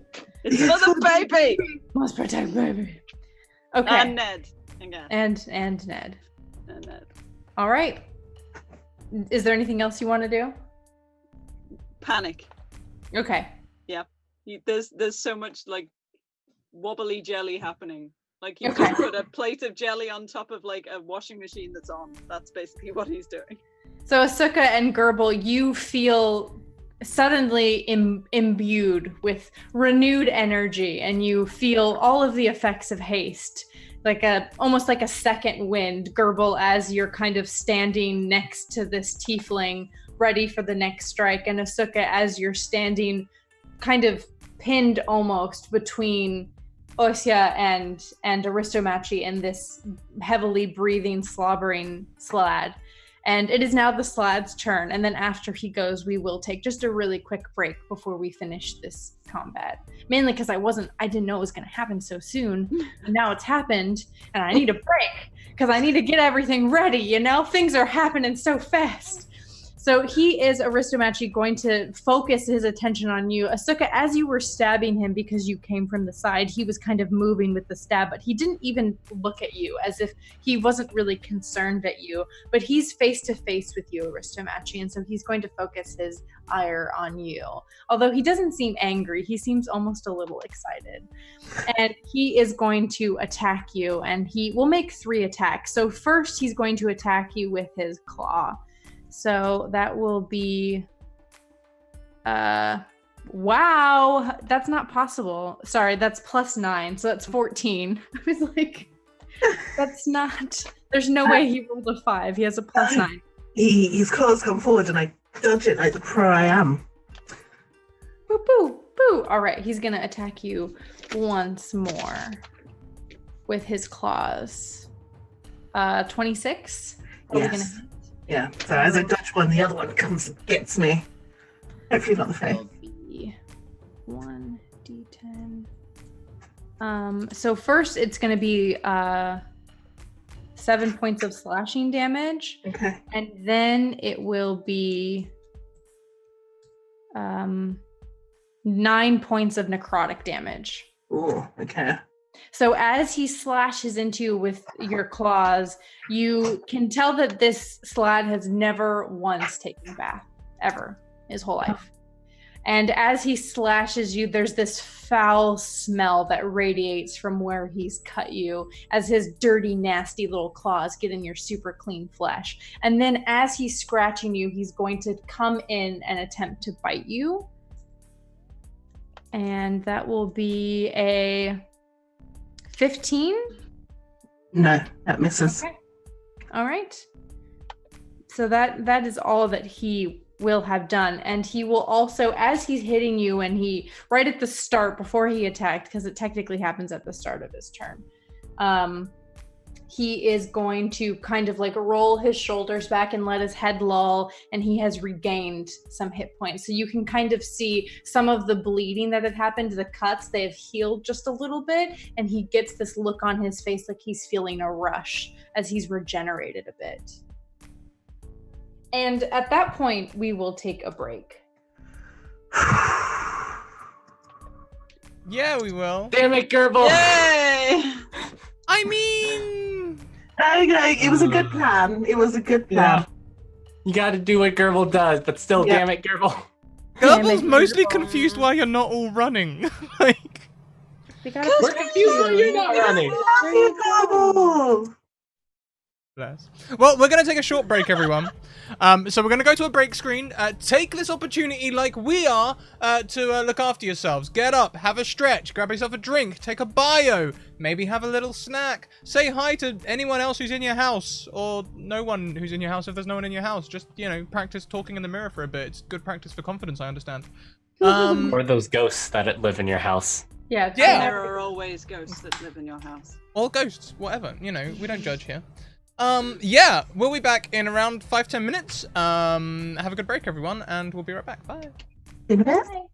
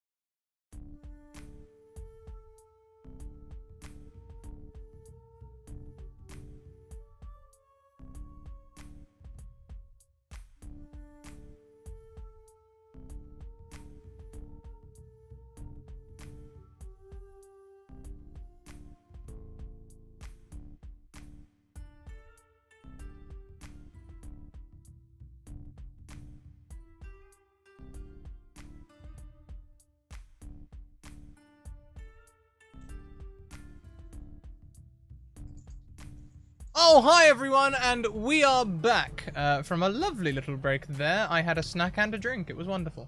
We're in combat, right? So, Heavenly, hi. So, Gerbil, it is now your turn. We have just ended our first round of combat. And you're up. So, and how many of our party members ran back towards the fight? Asuka and Aristomache? Everyone except for Mr. Blobby. Yep. So, Gerble's gonna be like looking at you both, and No! I'll take care of it! Run away! but continue stabbing. Reckless attack. 22. This is against Gwen again. Yes. Yeah, 22 hits. Great. That'll be 15 damage. Rubbish roll. Then extra attack.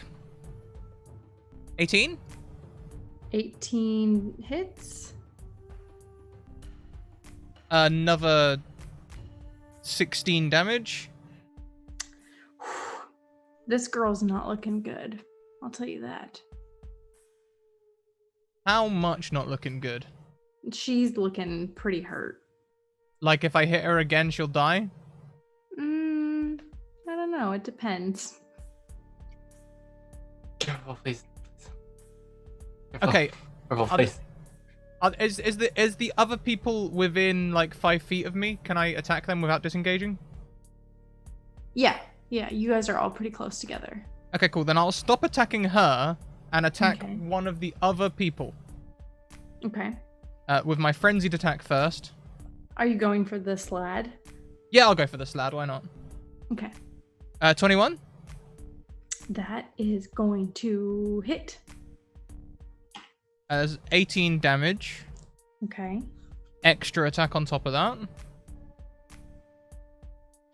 that. 15. Is that your attack roll? Yeah. Or is it the extra damage? 15 does not hit. 15 does not hit. Okay. No. And then lastly, hasted attack. An 8. But fortunately, I get extra attack. 17. That does not hit.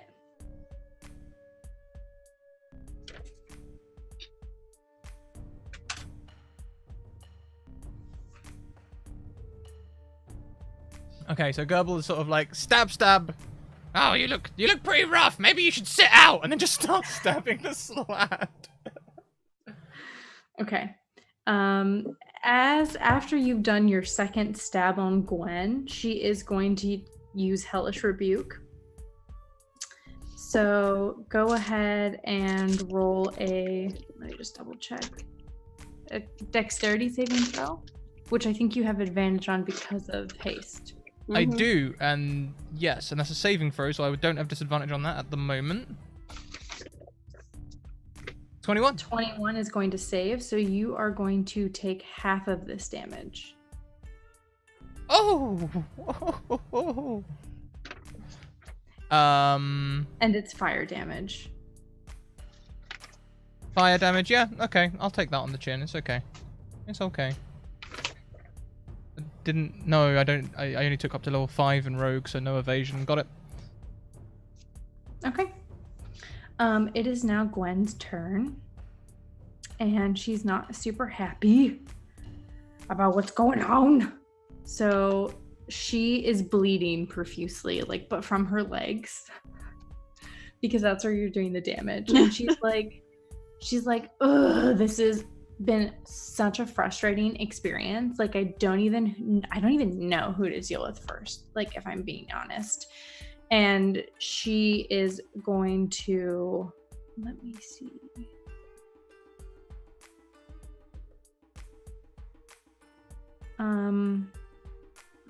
What does she have?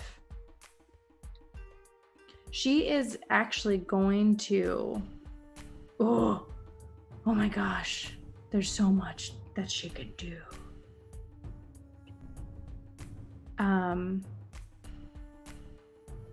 She's going to attack at Asya.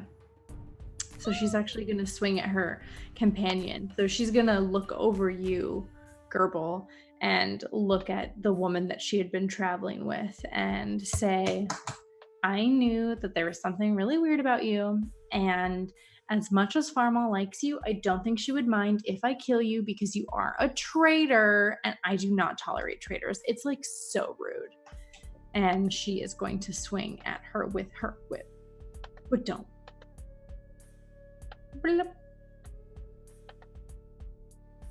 That's not going to hit. So she misses. She is unstable on her feet as she's trying. I am going to use my reaction as a sentinel to attack her. One. Okay. All right. Let's see. And fighting spirit lasts. Damn. Okay. So, it's just normal. Do I have advantage because I'm hasted? Dexterity saving throws. No. Okay. Cool. Then I'm going to hit it. Hit her. Hit Gwen. Hit it. 25. That hits. 9 damage. As I imagine that like I want to flavor this as like I intercede with her whip, like going after Osea, and like I sort of knock it aside and like whack her with the back of my sword. Okay. Because you're attempting to do non-lethal damage. Yeah. Okay. Yeah, so definitely you are able to kind of, you step in front. I think you see Gwen because she gave this like little spiel. So as she is pulling her arm back to do the attack, you step in front of Osoya, and it throws Gwen off because she was kind of really intent on hitting this former compatriot of hers, and she misses. And you are able to then do a strike, and she falls down to one knee and is breathing really hard and pushes herself back up very wobbly, but she's very unstable on her feet. And it is now Aristomachi. It is your turn. Are we doing flanking rolls?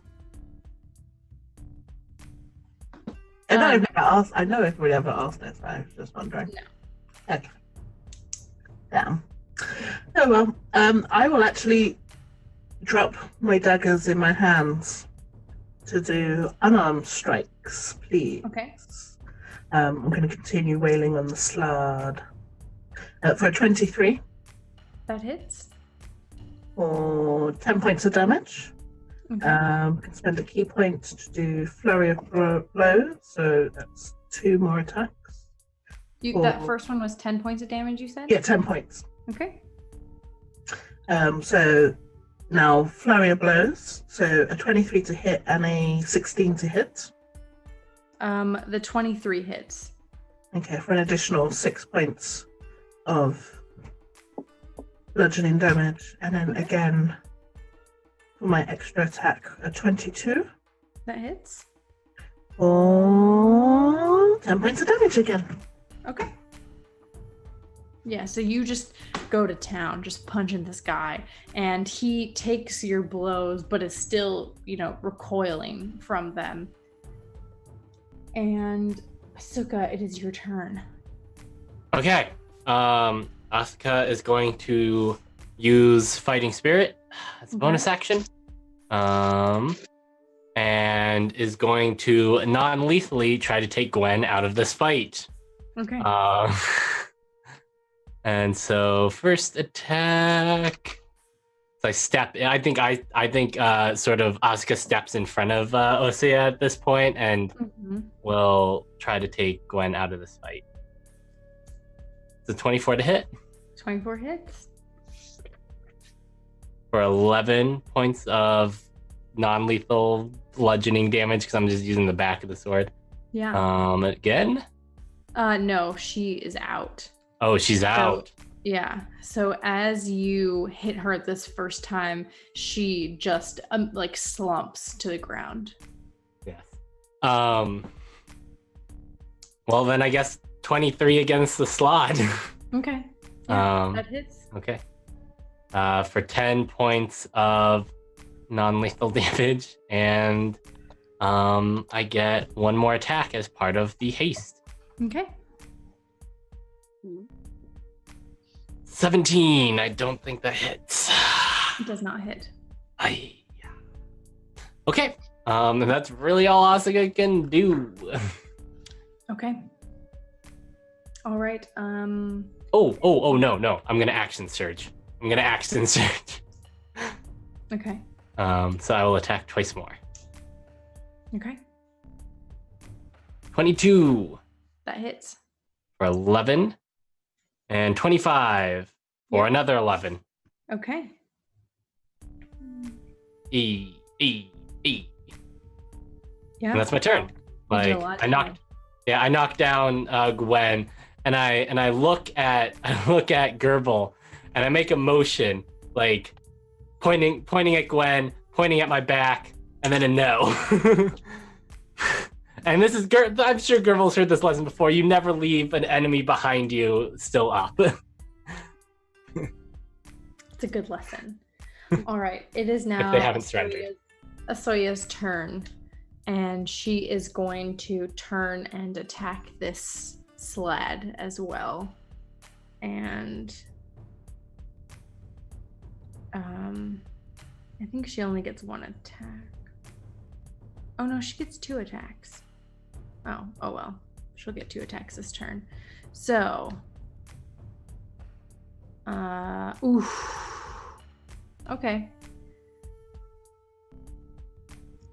Did it auto roll damage for me? Okay, that's pretty great. So she attacks this sled and manages to get a critical hit on him, and her Morning Star just like goes directly into his chest, and it sticks with this wet sound, and she rips it back out, and she's going to attack again.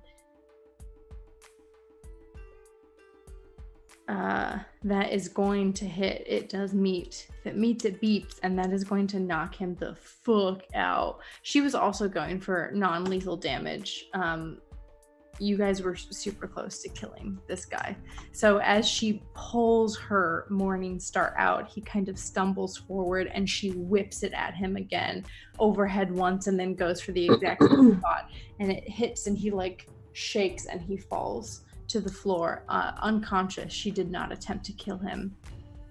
And she lets the Morning Star drop to the ground, and she turns to face you all. And she says... Asuka's got his sword pointed at her for the moment. Okay. Because they're not sure, because she did arrive with them. He did know her, but still cautious. So she just kind of lets the Morning Star drop. And she turns to all of you as best she can, and she puts her palms up. They're down, so she's not like putting her hands up in surrender, but her palms are out in front of her. And she looks to you, Asuka, for a moment, and then she turns to everyone in the group, and she says, Gwen was only their first line. There will be more of them coming here, especially when she fails to report in. We need to leave immediately. Did you just attack her? Or did that roll just come through delayed? That's okay. Did that? Oh yeah, those are your rolls are coming through a bit delayed. Okay, I was like, why would you attack her?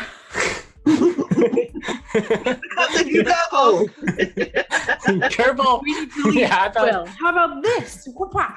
And then Asuka looks at Gwen and the slod and makes a motion. Should we tie them up? You are muted. You're muted, Scrat. Oh yes, I am. Yep, I'll get on it. Asuka, thank you for knocking them out. I've not really got the handle on that non-lethal stuff yet. Somewhere in the middle of a fog cloud that is not going to dissipate, Mr. Blobby has literally like got a pseudopod over Ned's mouth, and it's just like Shush.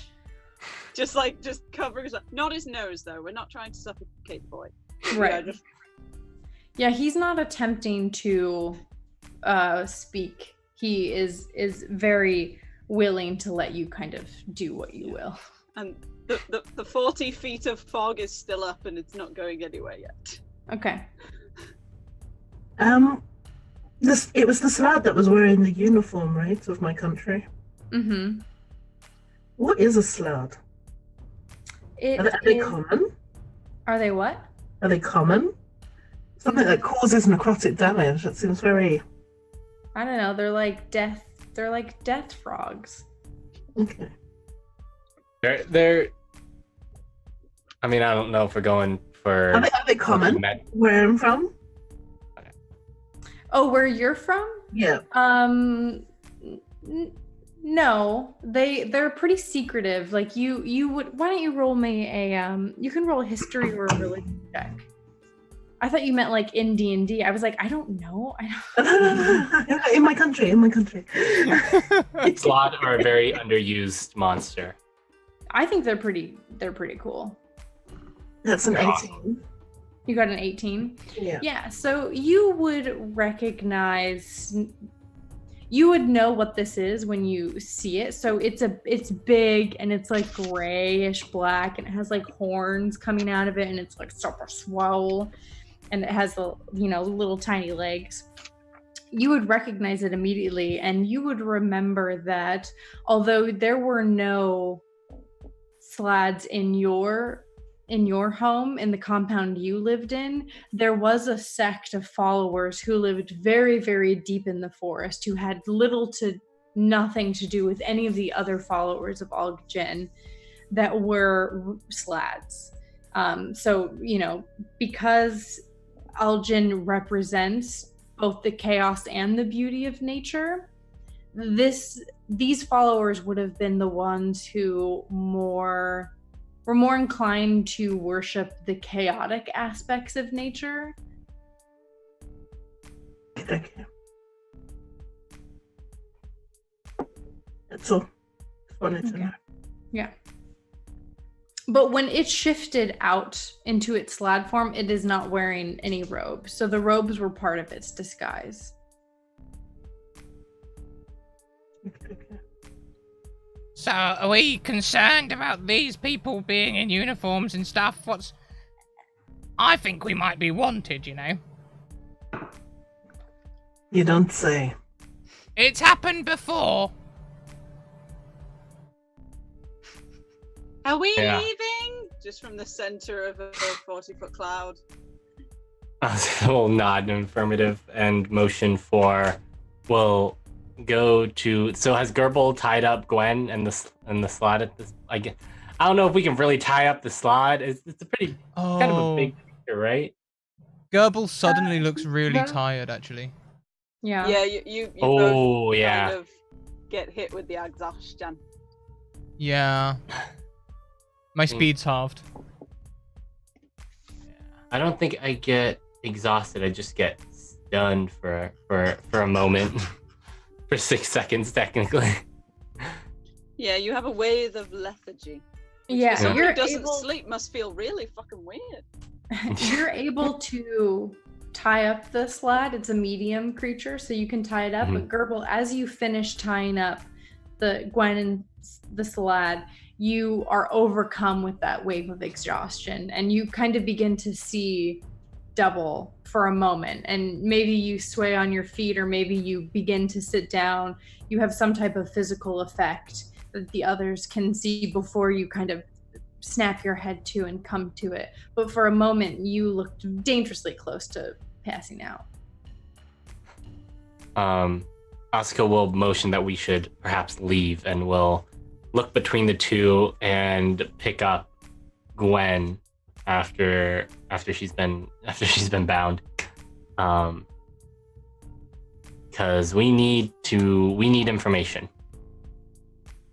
Do need information, yeah. You want to bring them to the blacksmith? Oh god, we need some. We need a place. Because that would put his life in danger. I will bind a cloth around her eyes as well. As you're doing this, Oisia is going to furrow her brow and say, "There's nothing that Gwen knows that I do not. I was charged with the same task by Farmal. She will have no information that I cannot readily give you." Dumps Gwen on the ground. No, I think Mic Asuka drop. will Asuka will just put Gwen in a little side alley then. just out of sight. And then point at everyone and let's go. Okay. The library is still burning. And Hopefully everyone's occupied with that. yeah, so there aren't very many people left on the streets because as the library caught fire and people turned to look, those who had been there ushering people into their homes made very quick work of it. So it is quite unoccupied.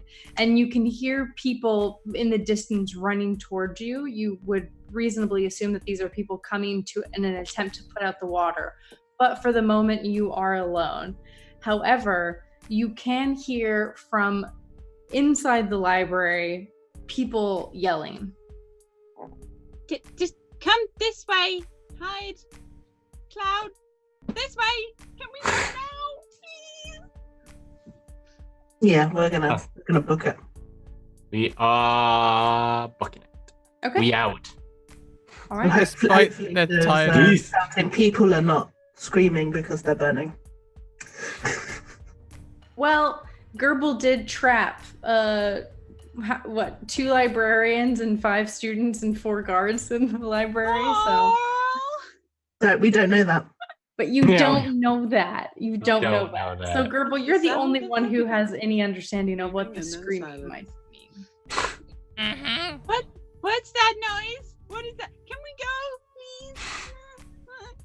Gerbil's Okay. gonna really hesitate, but he's too tired to argue, so he'll join.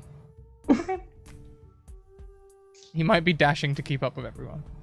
All right. If you I reckon miss that I guess so much you will just pick up Gerbil. Yeah. His Okay. legs are still Like it's a legs are Um, still going. Yeah. Who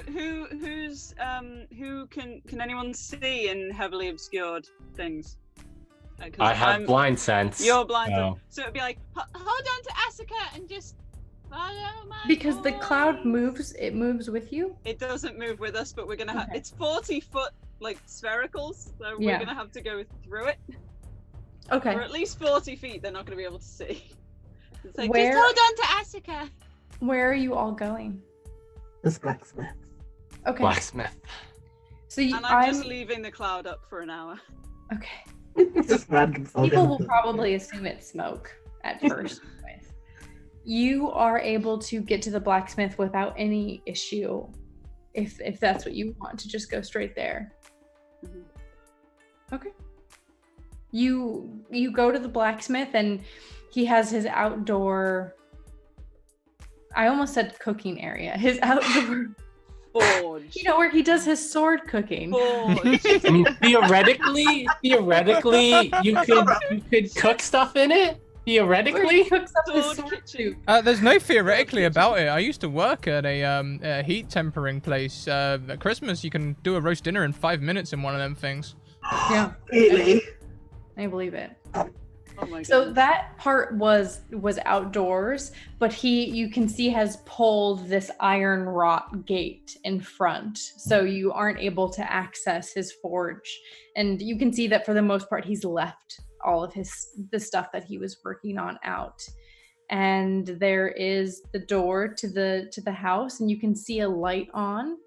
And the Mhm. gate, is it like locked with like keys, or is it like just there's a lock on the inside and you can't get through to it's the just inside? pulled shut, Oh, okay. not locked. So we can just pull it open. Oh, never mind then. Yeah, I mean, if you want to steal some of his shit. No, I just meant that if it was locked on the inside, I can get through the wrought iron so long as it's an inch gap. Oh, okay.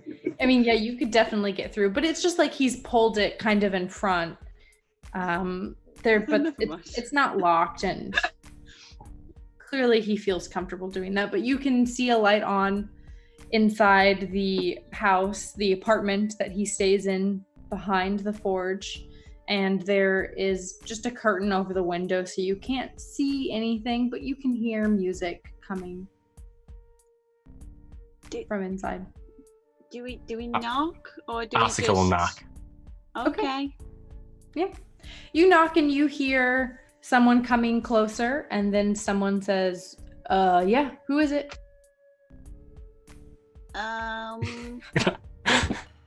Us? We hello? You'll recognize us if you look at us. There's a moment where you hear a bolt slide, a couple times, and then he opens the door very slowly and peers down at you all. And he says, Beat him up. There's a tired Gerbil. yeah. We didn't speak before, but hi. And there's just like a baby floating inside of Mr. Blobby. Wonderful. Well, no, you can't. You can see a vague shadow, and then like a little eyes. Okay, so you It's can like just an egg. Okay, but aren't you like kind of see through? Yeah, so you can see like a shadowy shape, but you can't like see what it is. As if Mr. Blobby was made of cloudy lemonade. Yeah, Okay. yeah. You Okay. can see like a shouty like. Plus, he's still wrapped up in his Taroof outfit. Okay. So he looks at you all with a bewildered look, but eventually he opens the door and steps back and says, I guess you couldn't find a place to stay before the curfew came down. No. We definitely couldn't find a place to stay before the curfew came down. We stabbed guards. We will be honest with you. We were Sorry, what did Gerbil just say? Gerbil just said we stabbed guards. Gerbil's delirious and tired. No one stabbed any guards. We literally didn't, I don't think. Did we stab any guards? Wasn't Gwen a guard? She looked like a guard. She felt like a guard. Yeah. Yeah. She felt like a guard. She felt like a guard. She had armor on. She had guard face. She had, you know how people say you have guard face? She has guard face. Resting guard face. I know a narc when I see one. Asuka crosses hands. Asuka crosses their hands and just like, Superbot just flings out to cover Gerbil's mouth, just like, no. Our friend is a bit sick. He's got a fever. He's delirious. He says strange things all the time. So he had opened the door to let you in, but when Gerbil says that, he kind of puts his body between you and the door, and he looks at you all and narrows his eyes as he... Did Gerbil get hurt at all? I don't think Gerbil took Did any you take damage? Yeah, Gerbil did take some damage. Did he? Not a lot. I got some fire damage. Yeah, that's right. I got rebuked hellishly. Yes. How dare you? Asuka will take out his notepad and write what name did we have? Gerbil was Ricky Maru. Ricky Maru. Ricky Maru has suffered some heat exhaustion and is slightly delirious. Okay. We weren't sure where else to go.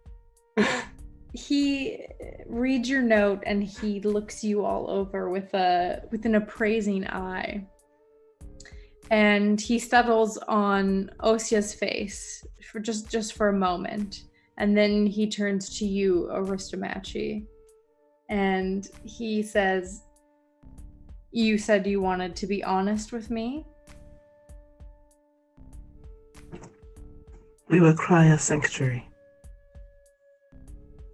No guards were attacked. I'll write that down. No guards were attacked. He steps aside and allows you all space to pass, if that is what you choose. Schlep, schlep, schlep, schlep, schlep, schlep. Asuka technically didn't do anything to say. They just didn't say the entire truth. I mean, he did suffer heat damage. He is exhausted. And he is delirious. Technically all true. It's the bit about not attacking guards. Does like putting ball bearings at the exit and setting the room they're in on fire count as attacking? I don't know that. Asuka does not know that. That's not attacking, that's damage. That's like leaving a banana peel in a corridor. It's like you didn't hurt the person who broke their neck, but incidental damage. You know, and all those people burning in the buildings, but we don't know about that. We don't know. Yeah, we don't know about the people. We know about the building burning. We do not know about the people in. We don't know about the ball bearings. That's true. Only But Gerbil Osco, does. I'm gonna guess Gerbil's. We'll see if Gerbil admits that while delirious, or if he takes that to the grave. Yeah. Oscar will bow and thank Snat Snat for his hospitality and walk in. Yep. Oh yeah, by the way, this whole time from like the walk from the library to here, Mr. Blobby has had a pseudopod like wrapped around Ned's wrist, you know, like a child rein, just to keep him with them. Okay. Like his hand is partially subsumed. Just like, nope, you're staying with. Don't wander off. You're doing that to Gerbil or Ned? Sorry. Ned, sorry, did I To say Ned. Gerbil? Okay. I don't. Okay. Cool. Okay, so you all walk in, and Ned walks in with one of his hands in Mr. Blobby, the other hand clutching the books to his chest. Gerbil, Asuka, Aristomachi, you all walk in as well, and Desoya follows in the rear. And you walk into a very humble home, nothing like super fancy. It's one large open space. You can see a dining room table where there's a young orc girl sitting at the table, and she's already eating, and she seems like really not at all concerned about what's going on. She looks up and kind of is like, hello, and you all walk in, and then she goes back to eating, and she has some paper and paint in front of her, and she's doodling. And Snat motions you all in and says, unfortunately, I don't know that I cooked enough for a whole party, but there's enough if you all want just a few bites of something. Does it have meat? Yeah, unfortunately, it has some fish. I am a vegetarian. It is fine. I will take care of myself.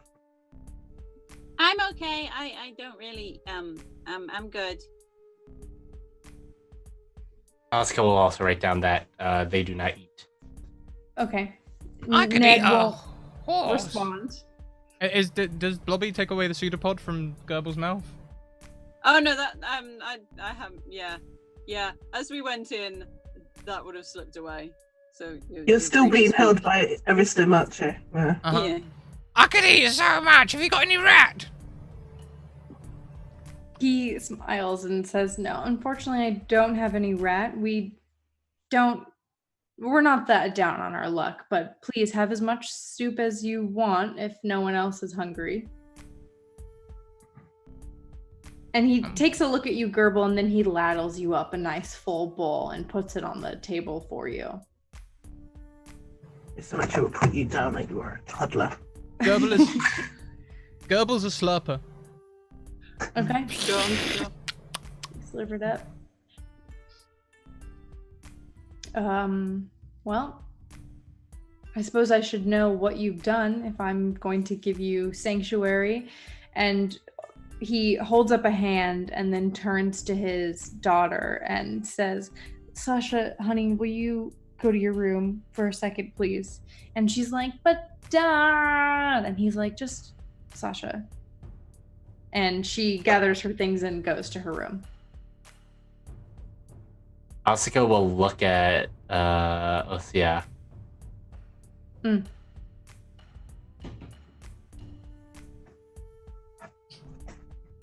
they're just looking at Osia, just kind of like, all right, time to explain. Can I take this opportunity to just meditate? I just kind of want to be like there, like, Okay. So Mr. Blobby is just gonna like schlep back a bit so that he's like slightly behind everyone and just like take a second to make sure the baby's okay. baby's like, fine. Just changing, whether it's hungry, whether it's fussy, just kind of like, okay, you're fine. And then like schlep back to be next to everyone again, like, okay. See, the thing is, I would tell you, but you wouldn't believe us anyway. Yeah, Try me. Well, we found a thing, and we're on a quest to return the thing. And we kind of picked up some people along the way that maybe we shouldn't have, and now some people want those people back. And we think they should be able to do what they want, so we don't want to give those people back. And other people seem to be very, very angry about that, and maybe some things happened that weren't nice. We found a human. Oh. The pseudopod slaps out again. He scrunches his face up in confusion at the same moment that like her head whips to you, Asuka, and she narrows her eyes and tilts her head, and she says, "You found a human." You can't eat soup. I'm holding your mouth shut. Oh yeah.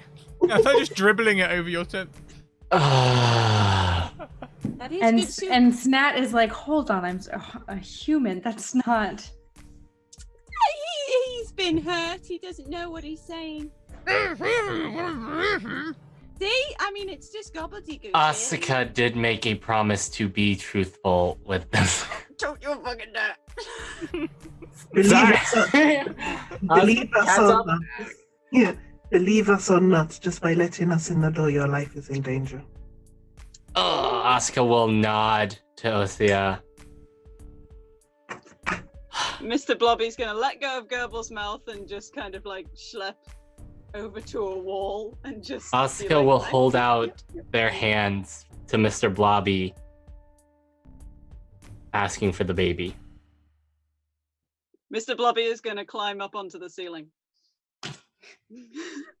Asuka will stand there, like put their arms on their hips and look at you. Stop looking at me like that. Stop looking at me like that. This is a bad plan. This is a bad idea. No, I'm not. No, that doesn't work on me much. No. Asuka's tapping their foot. Snat is just. Tell him to stop. Mr. Machi's too down. Mr. Match is tired of your shit. I don't So know Snat these is just people. I don't shaking like these people. his head, and he's like, "What are you? Okay, if you guys could just explain." And before he can say anything, Oisia steps forward and she looks Asuka at you with a bemused expression, and then she looks at your companions and she says, "Interesting. So this is a different human than you." Excuse me, what now, please? What? Yeah, Sorry. There's like a Looking. stalactite just dripping down. Like And she's looking at you. She's looking at you, Asuka. And Mr. Match snapped out of her meditation, like. Asuka just sort of tilts their head and sort of in a questioning way and shrugs. It was always difficult with you. You never could keep memories for long, but you always knew who you came from. You weren't born by my grandfather. You are not my grandfather. No. The reason that he loved you so much, Asuka, is you were one of his closest friends. You were supposed to have been the last. 100 years ago, he almost lost his life trying to protect you on the battlefield. And when you went into hiding, you handed over your armor for him to take care of. And for a while, when you came back, it was almost as if it was your memories. We just assumed that you had come back to us in your own way, but you don't remember anything, do you? Asuka will shake their head.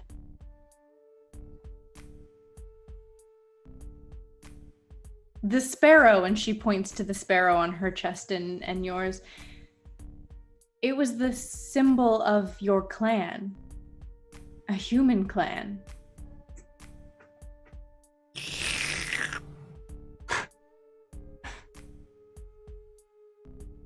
The stalactite is just going to retract again to the ceiling with the baby.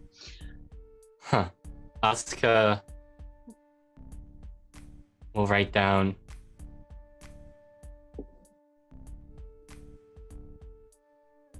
Do you know where I'm from?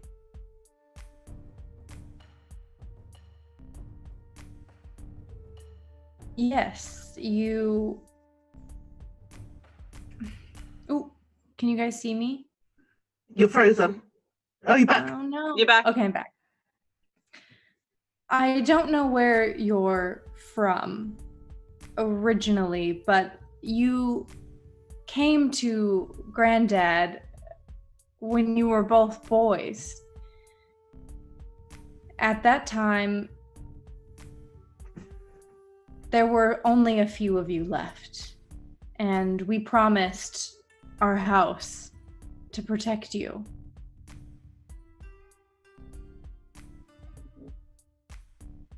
Oh no. She's back. Okay. Are you back? You're back. Okay. Did I freeze again? Yeah. Okay. No, this. I think we heard you. Yeah. Okay. Stupid internet. Asuka will sit down. Is there a chair? Yeah. They will take off the one sword that they've never drawn in this time. And they will motion towards Asia,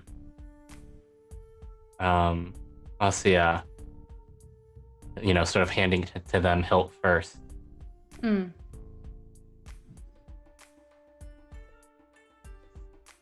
She will reach out for a moment, and then right before she touches the hilt of the sword, she'll retract her hands. That was my mother's sword. That was the sword that Uh-oh. my mother didn't Okay. agree. What? We Am I lost you there freezing? for a second. No. Yeah, we lost you there. Why would my internet go out in the last 8 We minutes? got that was the sword that. That. Yeah. Oh yeah. You That have was a Steam dramatic. open. I was dramatic pausing. Oh, good. It's just a dramatic pause.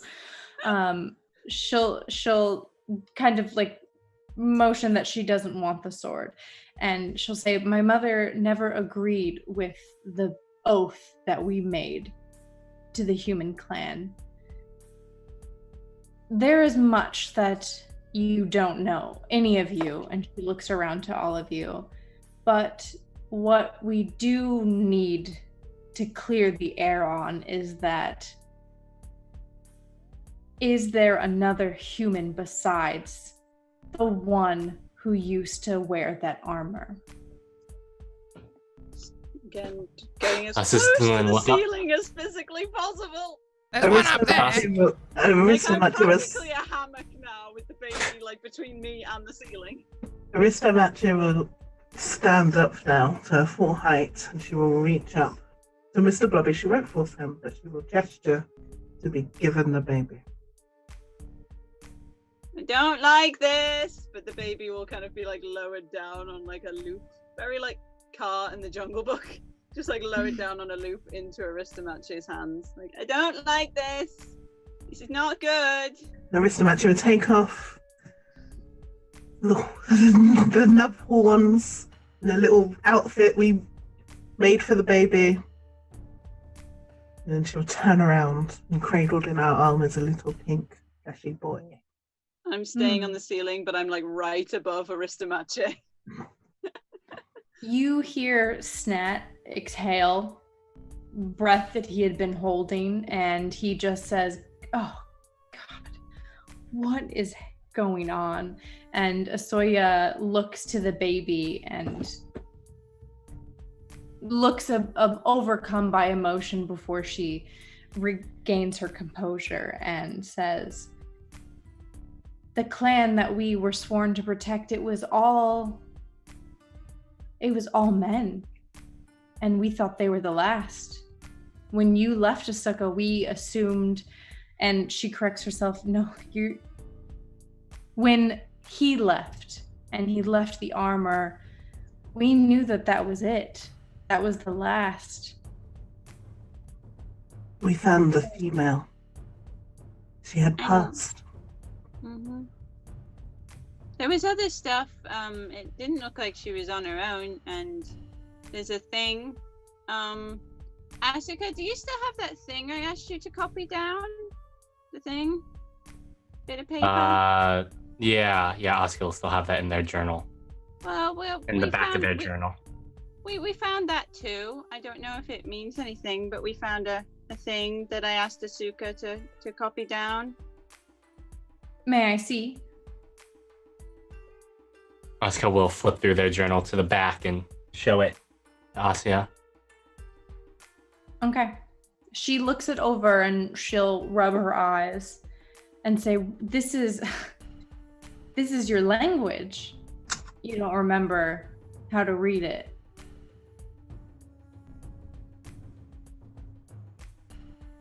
Asuka will shake their head. Because I didn't recognize it, right? No. What it was? No. You recognize some of the kind of the design, but you weren't able to decipher words from it. I think it gave you a flashback, but that was it. I vaguely remember something happening. Yeah, you had a flashback of like writing, like your hand kind of following similar scripture. She looks at it and kind of rubs her fingers over it and says, a lot of it is gone. It's hard to make out, but it says, do you want me to read it to you? Asuka will nod.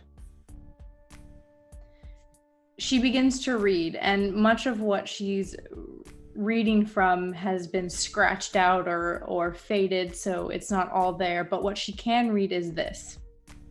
Centuries ago, when there was more land than the people knew what to do with, 6 rulers came together and drew lines on parchment that reflected invisible lines through dirt and forest and mountain and water.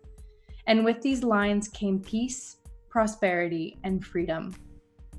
Locked behind their invisible lines, these rulers birthed nations. Then more is scratched out, and it says, there were those among them who thought they deserved the most, and they were willing to do anything for it. Humans can't read this. It says they shouldn't have pushed their bodies to the limit to achieve goals that were impossible. It says they encroached on land. And here at the end, it says, in secret, it was decided that 5 was a much more reasonable number. 5 votes could not come to a stalemate. 5 minds would ensure that there was always action. And 5 pairs of hands set to work.